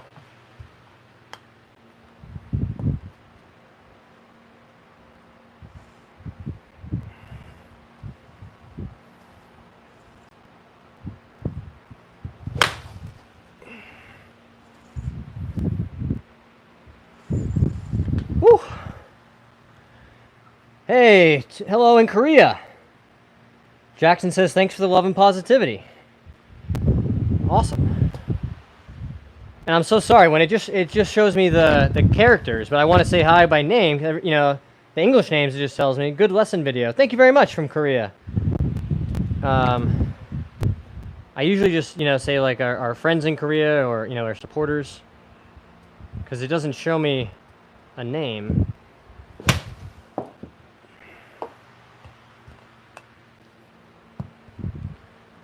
Another drill I've been doing, guys, but, you know, trying to work on this early extension, right? You can set up to this ball, and then you're going to hit the inside ball, right? Whoa.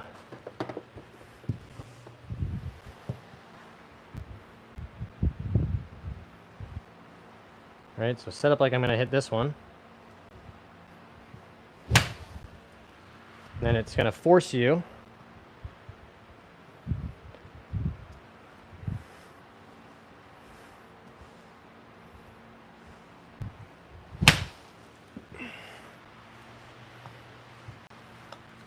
keep the hands more inside, keep that club traveling out.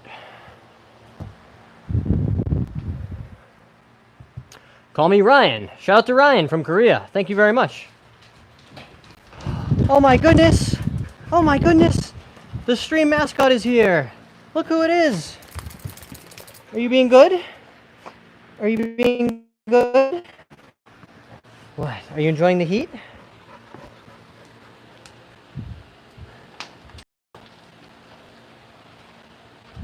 Are they being good?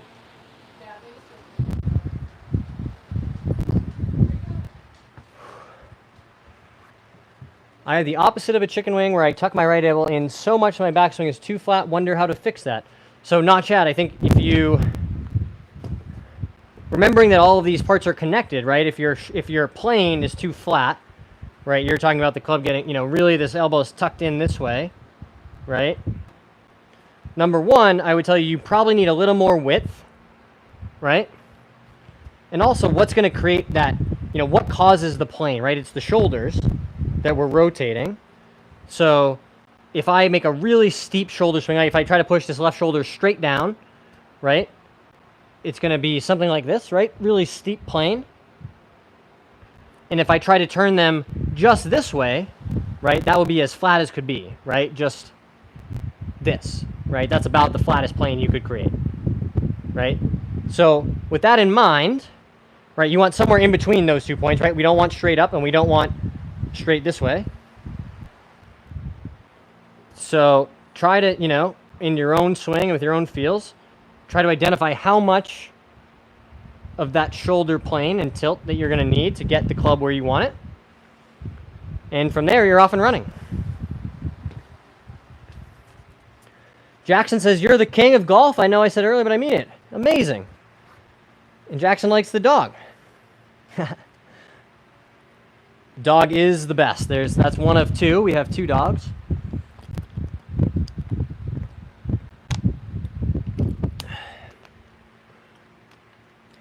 Never looked at it like that. Thank you, brother. You're welcome, not Chad.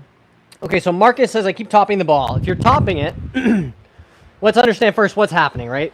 We want the low point of our swing somewhere in front of the ball, right? So that we can hit the ball first and then the turf, like we've all been told, right? Excuse me. But if you're topping it, right, you might be overdoing that, right? Your low point is too far forward, such that you're hitting the top of the ball, right, and not getting a good strike on the club face. So to do that, you need to, or to hit the ball properly, you got to move that low point back, right? And what I would suggest you start with is just some little like half swings, some little chips, right, with whatever club you're struggling with, and you're just going to make some little half swings, really focused on trying to hit that ball first and compress it into the ground, right, so that it flies straight towards your target.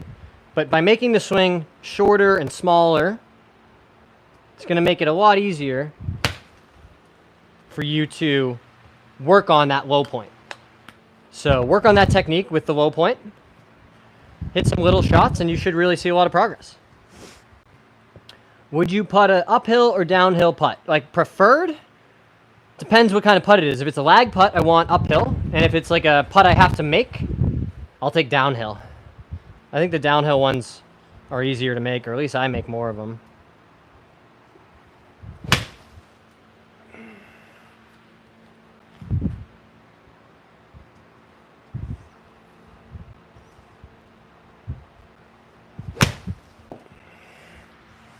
That was smushed in a good way.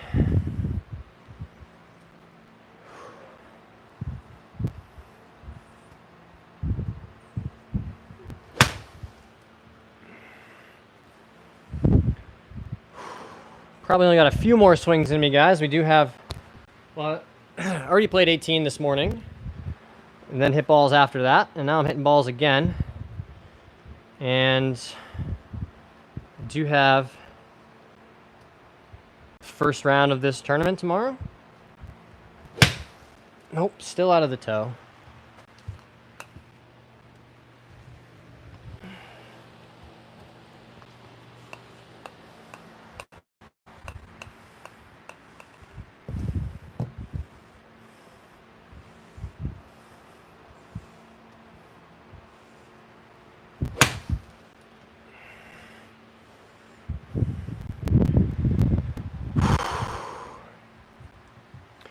How do I start leading my downswing with my hands rather than my body rotation? So I do think you want the downswing to start with the body. Let me just take a look at this swing really quick. That was a good one. Yeah, that was really nice. Your problem is you don't move your legs correctly in the backswing. You bend your lead knee too much and straighten your trail knee too much. Try not to move your knees at all. Is that for we, or is that for Fry, or for me? Oh, man, it's hot. Give it a try, Marcus. Yeah. Okay, so if you want to feel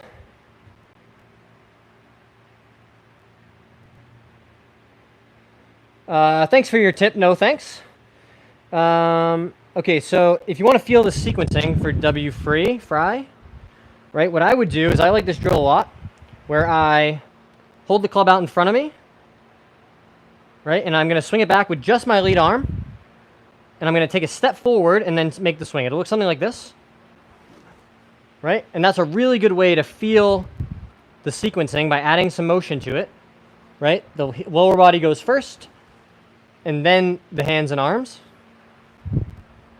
right. This is also a really good way to feel staying, keeping that space, right, not extending up into the ball where we want to hit it.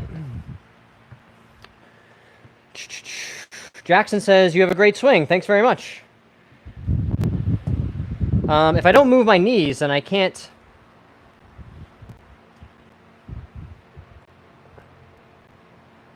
Right, I've never seen a golfer not move their knees in their swing, but I appreciate your contribution.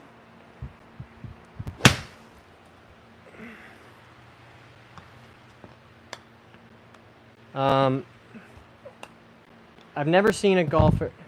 Don't move your knees.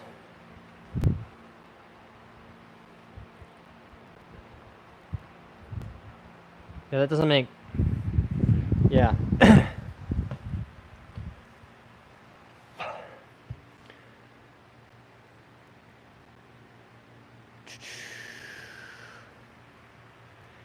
Yeah, I think I'm with Feldub. Right, I let my my left foot come off the ground a lot of the time. Right, that's a good way to get a little more speed.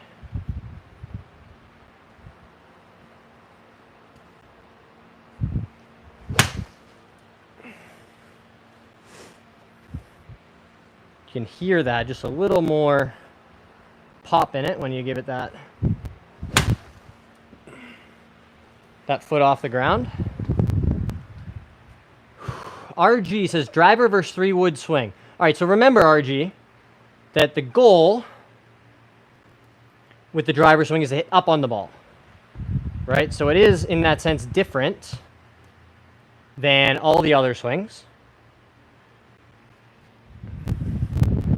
You know, 3-wood, you can even hit down on it some if you're hitting it off the deck, right? But ideally with the driver, you'd have a positive angle of attack, right? Where you make impact, that club is on the upswing relative to the ground, right? Whereas with all the other clubs, it's going to be, you know, pretty neutral or even down some with the short irons, right? Bobby says, good chatting with you. Thanks for everything. Good luck tomorrow. Thanks, Bobby. I appreciate it. Thanks for checking out the stream. If you guys have enjoyed the stream like Bobby and you want to hit that subscribe button, does us a ton of good. Really helps me out. You know, allows us to keep doing this stuff and sharing some knowledge.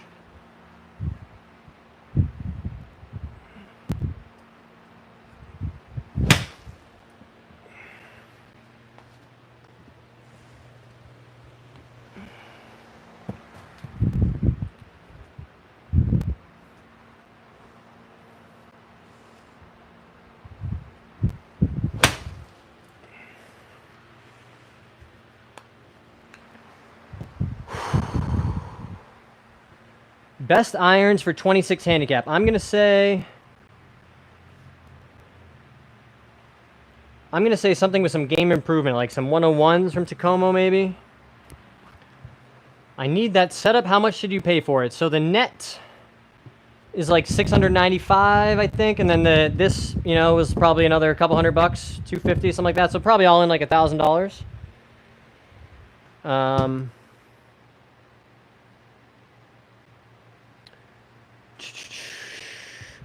Yes, I think if you don't have the hip mobility, then the knees will end up moving more, right?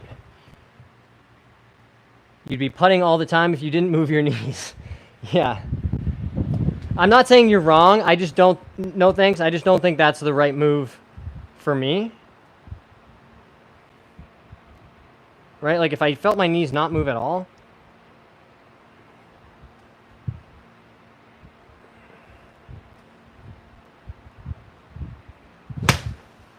yeah, it feels terrible. But it's an interesting idea, and it's good to talk about these things, right?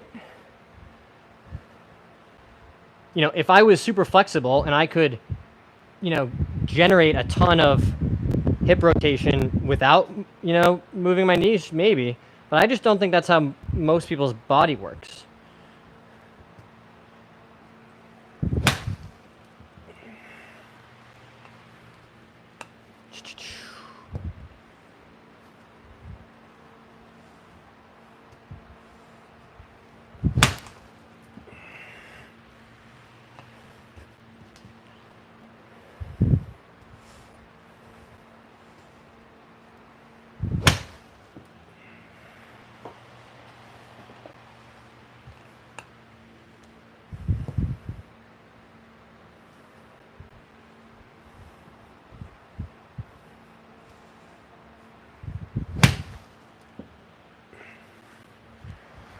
Oh, thank God for the fan.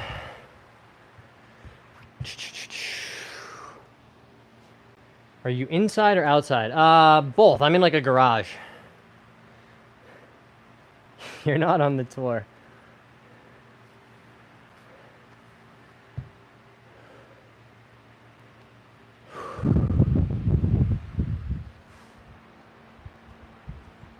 Yeah, no, certainly.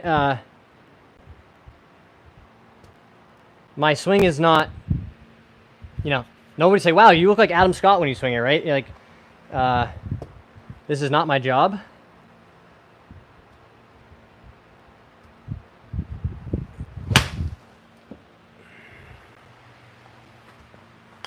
So are there things that I could do more efficiently? Yeah, sure, but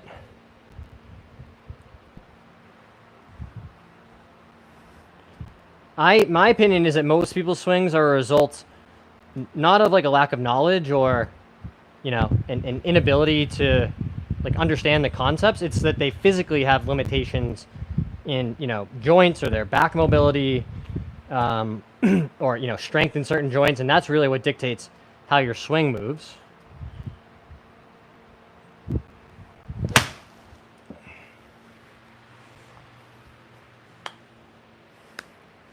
And I've spent a lot of time working on it to get, you know, more hip mobility in order to create more rotation. Could I still have more of that? Of course.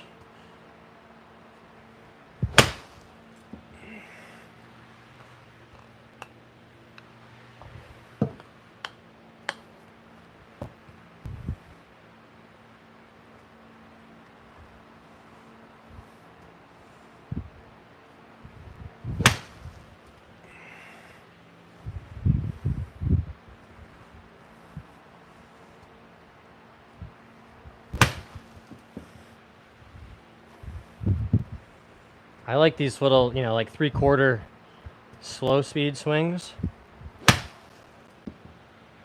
Just to really try to exaggerate those feels that you're working on. Best driver for 26 handicap. Well, it's one that doesn't spam the chat, so be careful, SRM. I don't want one of the mods to get mad. I think you have too much hip rotation is kind of the point. That could be true. I appreciate that you're trying to help. Yeah, SRM, people are going to get annoyed if you keep spamming the chat. I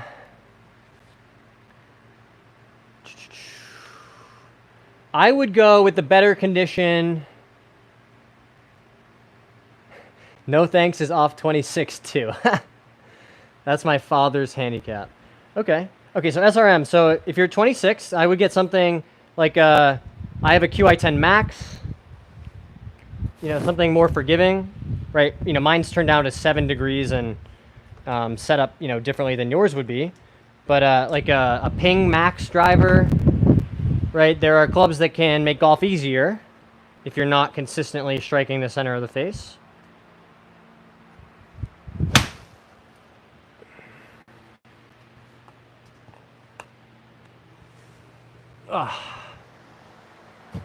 That was a good swing. I like that strike a lot. 27, sadly. So one piece of advice for no thanks is if you're 27 handicap, I might suggest that there's some more learning that you could do. You know, get a little further in your golf journey before you show up somewhere like this and start saying, like, you know, I'm an expert and here's what you need to do. Because just bluntly, as someone who's been a plus handicap for a long time, I'm not going to take advice from someone who can't do what I can do. I think that's pretty normal, you know, in terms of how people, you know, look for advice and try to improve at things. So you might get a little further with a different approach.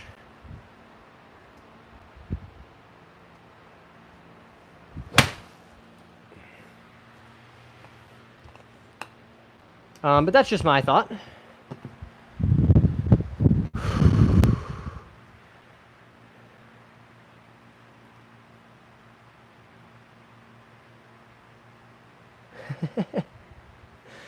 Yeah.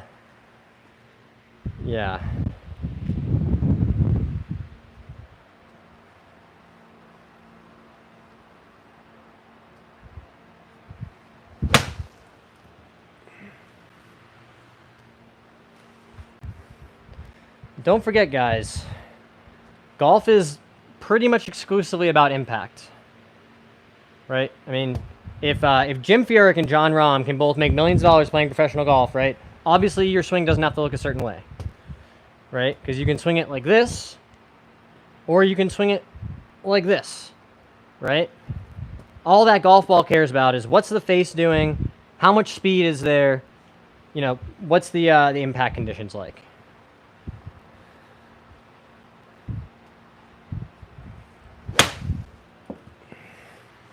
There we go. Starting to get some strikes out of the heel now. We've been fighting a toe strike, guys, so I've been really trying to exaggerate that and get that strike back towards the heel.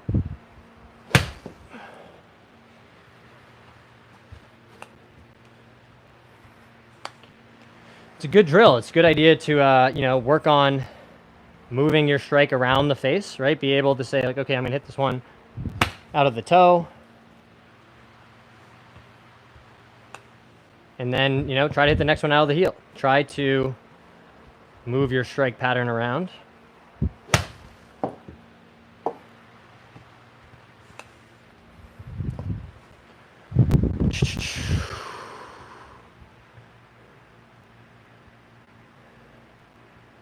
You're by yourself here.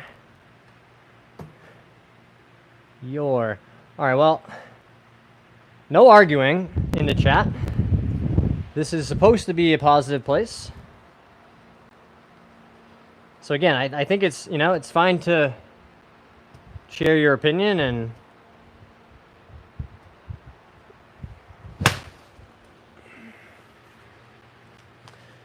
all that, but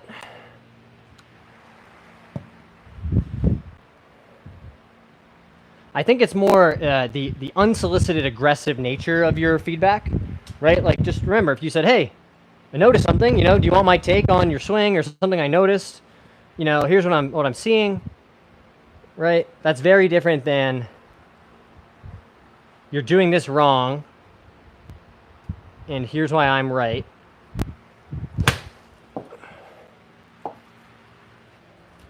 So just remember that, you know, messaging and approach does matter.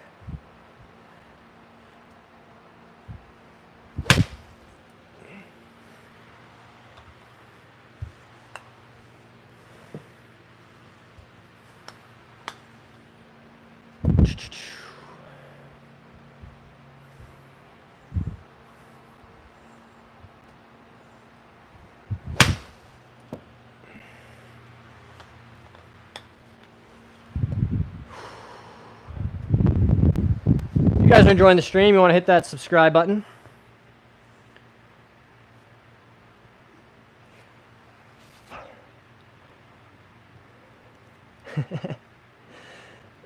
I think he's trying to be reasonable, Birdie Badger. But yeah, I think both can be true, right? Be like, hey, it's maybe wasn't the best approach, and you know, he also might be right. I'm not saying he's wrong about my swing, right? I do, you know I stand up on this hip, right? I always have. You know, I have my own physical limitations and, you know, range of motion constraints.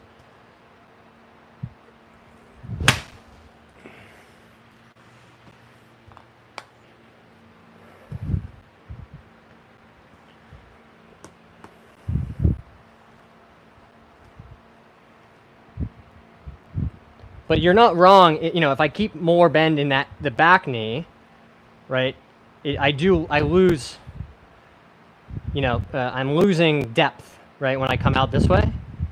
And if I keep it that way, I can keep my depth more consistent, right? So you're not wrong, right? It's easier to maintain my height relative to the ball, right? But you got to remember, too, changing that will change something else. And, you know, I have to go play 3 days of tournament golf the next 3 days, so I'm not inclined to change it.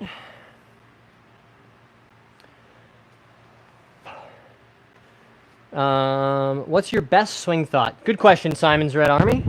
So my best swing thought, the one that I've been trying to go to the most on the golf course, right, is just make a balanced swing, have a balanced finish. And I found that that really is a good cue for me to hit a lot of good golf shots. Right? If I can finish like this and just, you know, end up in a position where I could hang out here all day long, right? I'm pretty balanced. You're not going to push me over that easily, right? That's usually a good indicator that, you know, some good things are happening in the swing. So, plus it's, you know, it's not super technical. It's not, you know, I'm not worried about like making a certain move or reaching a certain position. I just need to make a balanced swing. And a lot of good things should happen.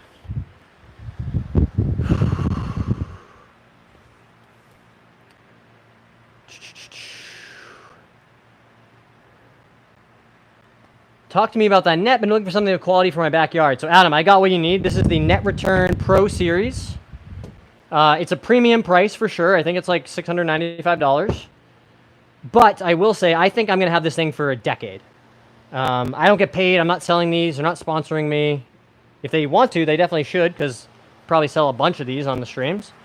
Yeah, Net Return Pro Series, really good, high quality, built to last. That's been my experience. I've already hit a whole bunch of golf balls into this thing. Right, it's right up against that barn door. Never once have I had a ricochet or a ball not stop.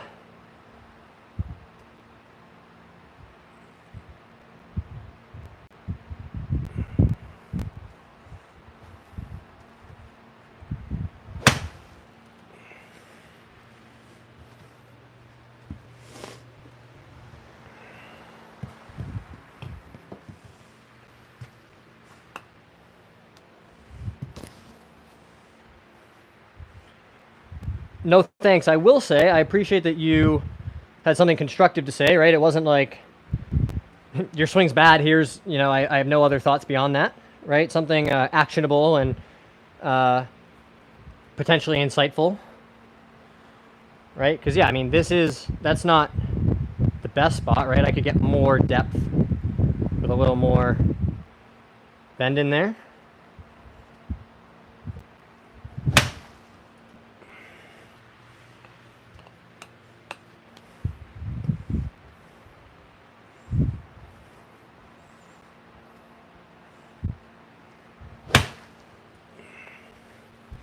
It's not a bad feel, and I think you're probably right.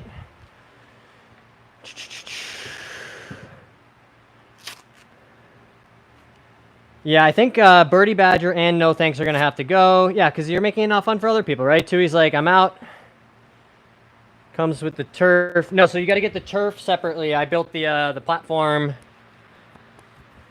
That's just, you know, a pretty cheap, you know, hitting mat with some foam tiles underneath.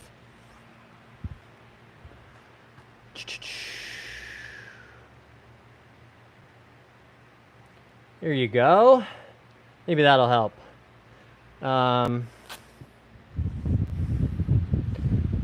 Yeah, the back and forth is great, guys, but just when it gets to be like bickering, I don't want to have to ever, you know, remove people, but it's not the kind of vibe that we're going for, and, you know, I want everybody to be able to hang out here and have a good time and not worry about that sort of stuff. So I feel like we've said enough about the topic and we can move on, or you guys can both, you know, hang out somewhere else.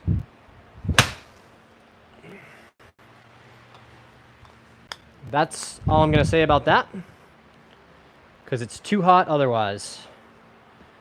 My brain is going to melt.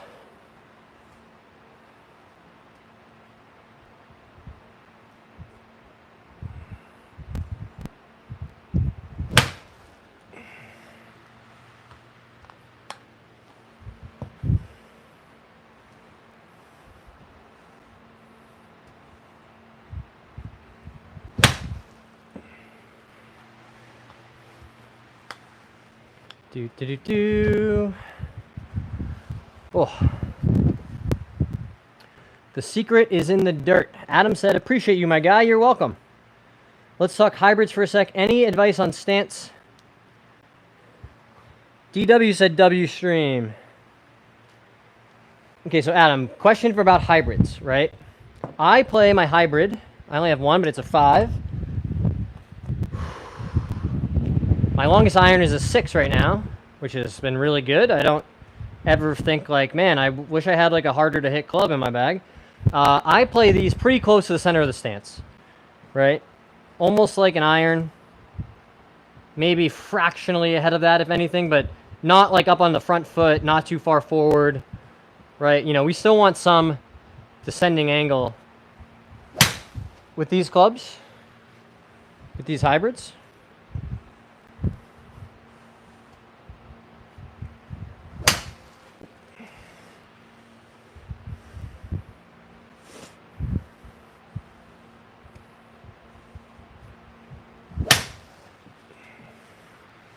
Right? Just try to feel like you're hitting like an iron. You know, all those I could feel good ball first contact and then some turf interaction. You know, it's not like a 3-wood where I'm maybe sweeping it off the turf more. I'll even take a divot with my hybrid sometimes.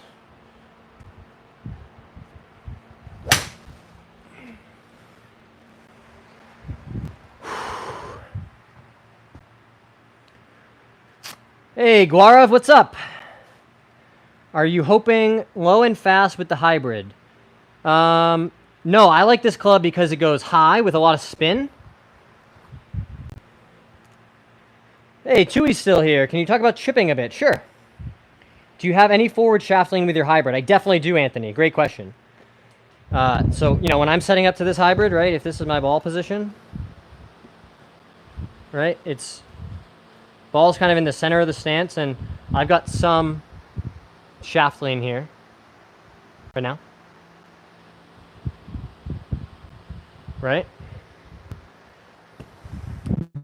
All right, so Tui, we're gonna answer your question about chipping, and then that's gonna do it for tonight's stream, right? So my main advice for chipping, especially if you're a beginner, do you play all of your irons in the same spot? Yes, I do, Hollywood. Keep it swinging, my bro. Thanks, Stevo. Do you feel like your mat practice mess up your game off the grass? No, I don't. Hey, Paul Cummins is in here. What's up, Paul? We're just wrapping up, Paul, so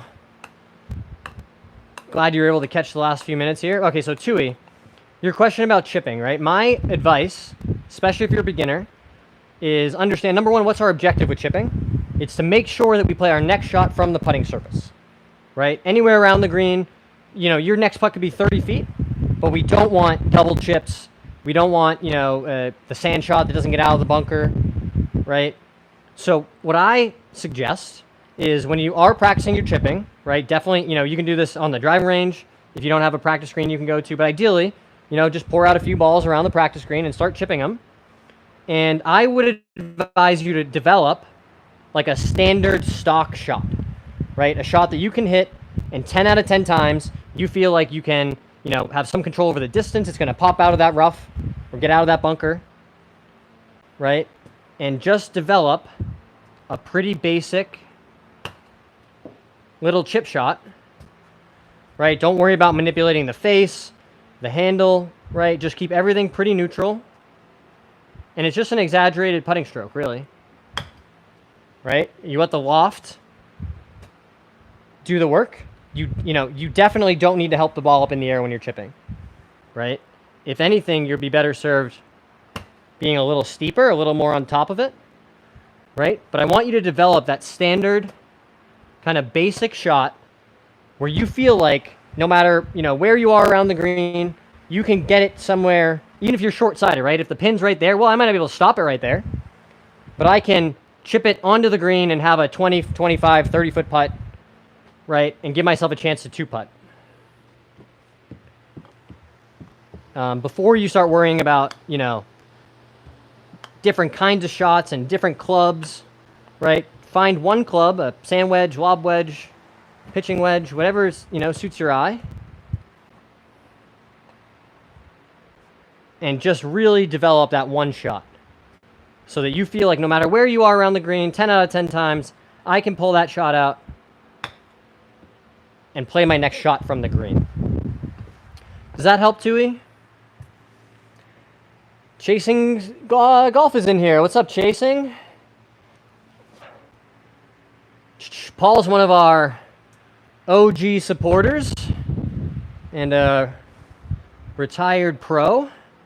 He's been giving us lots of great advice on the streams.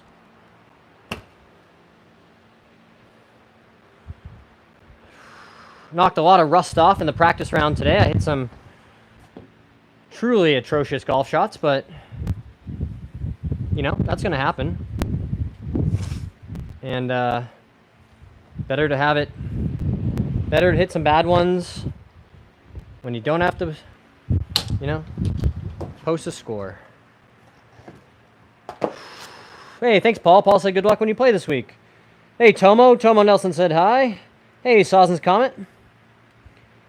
Paul also subscribes to Chase. Oh, very cool. Awesome to see the community supporting each other. I think Chasing Golf and I are going to try to do a dual stream at some point not too long from now.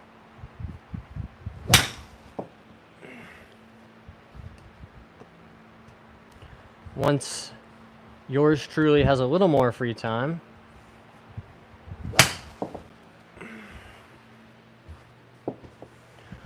All right, guys, we're going to hit these last 4 shots and then call it for the night.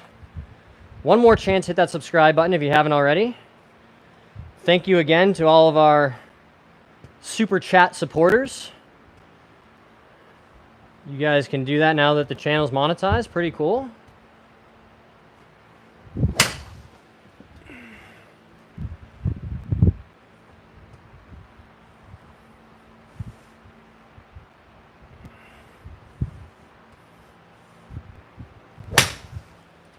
That was hit solid.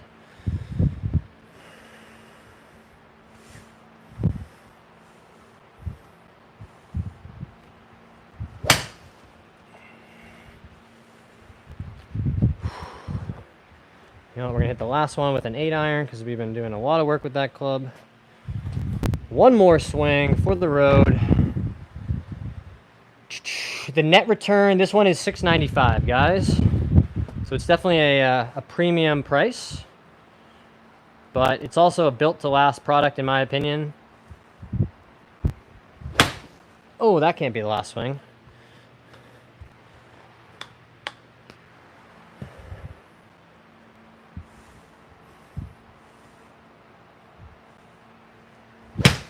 Yeah, that was it. That was flushed. Just got to stay in it, not lose all of our height. I know I said those were the last few balls, but I'm just going to hit a couple more. Yeah. That's it. Keep the chest covering it.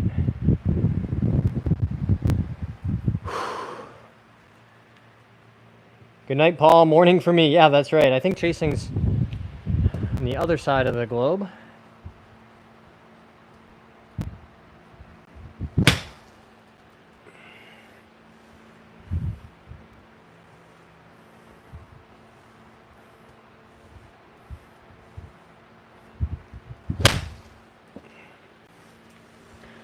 All right, guys, that's going to do it for tonight's stream. Good night, guys. Good night, Paul. Thanks for being here. If you haven't already, hit that subscribe button for me. We'll see you next time. Bye for now.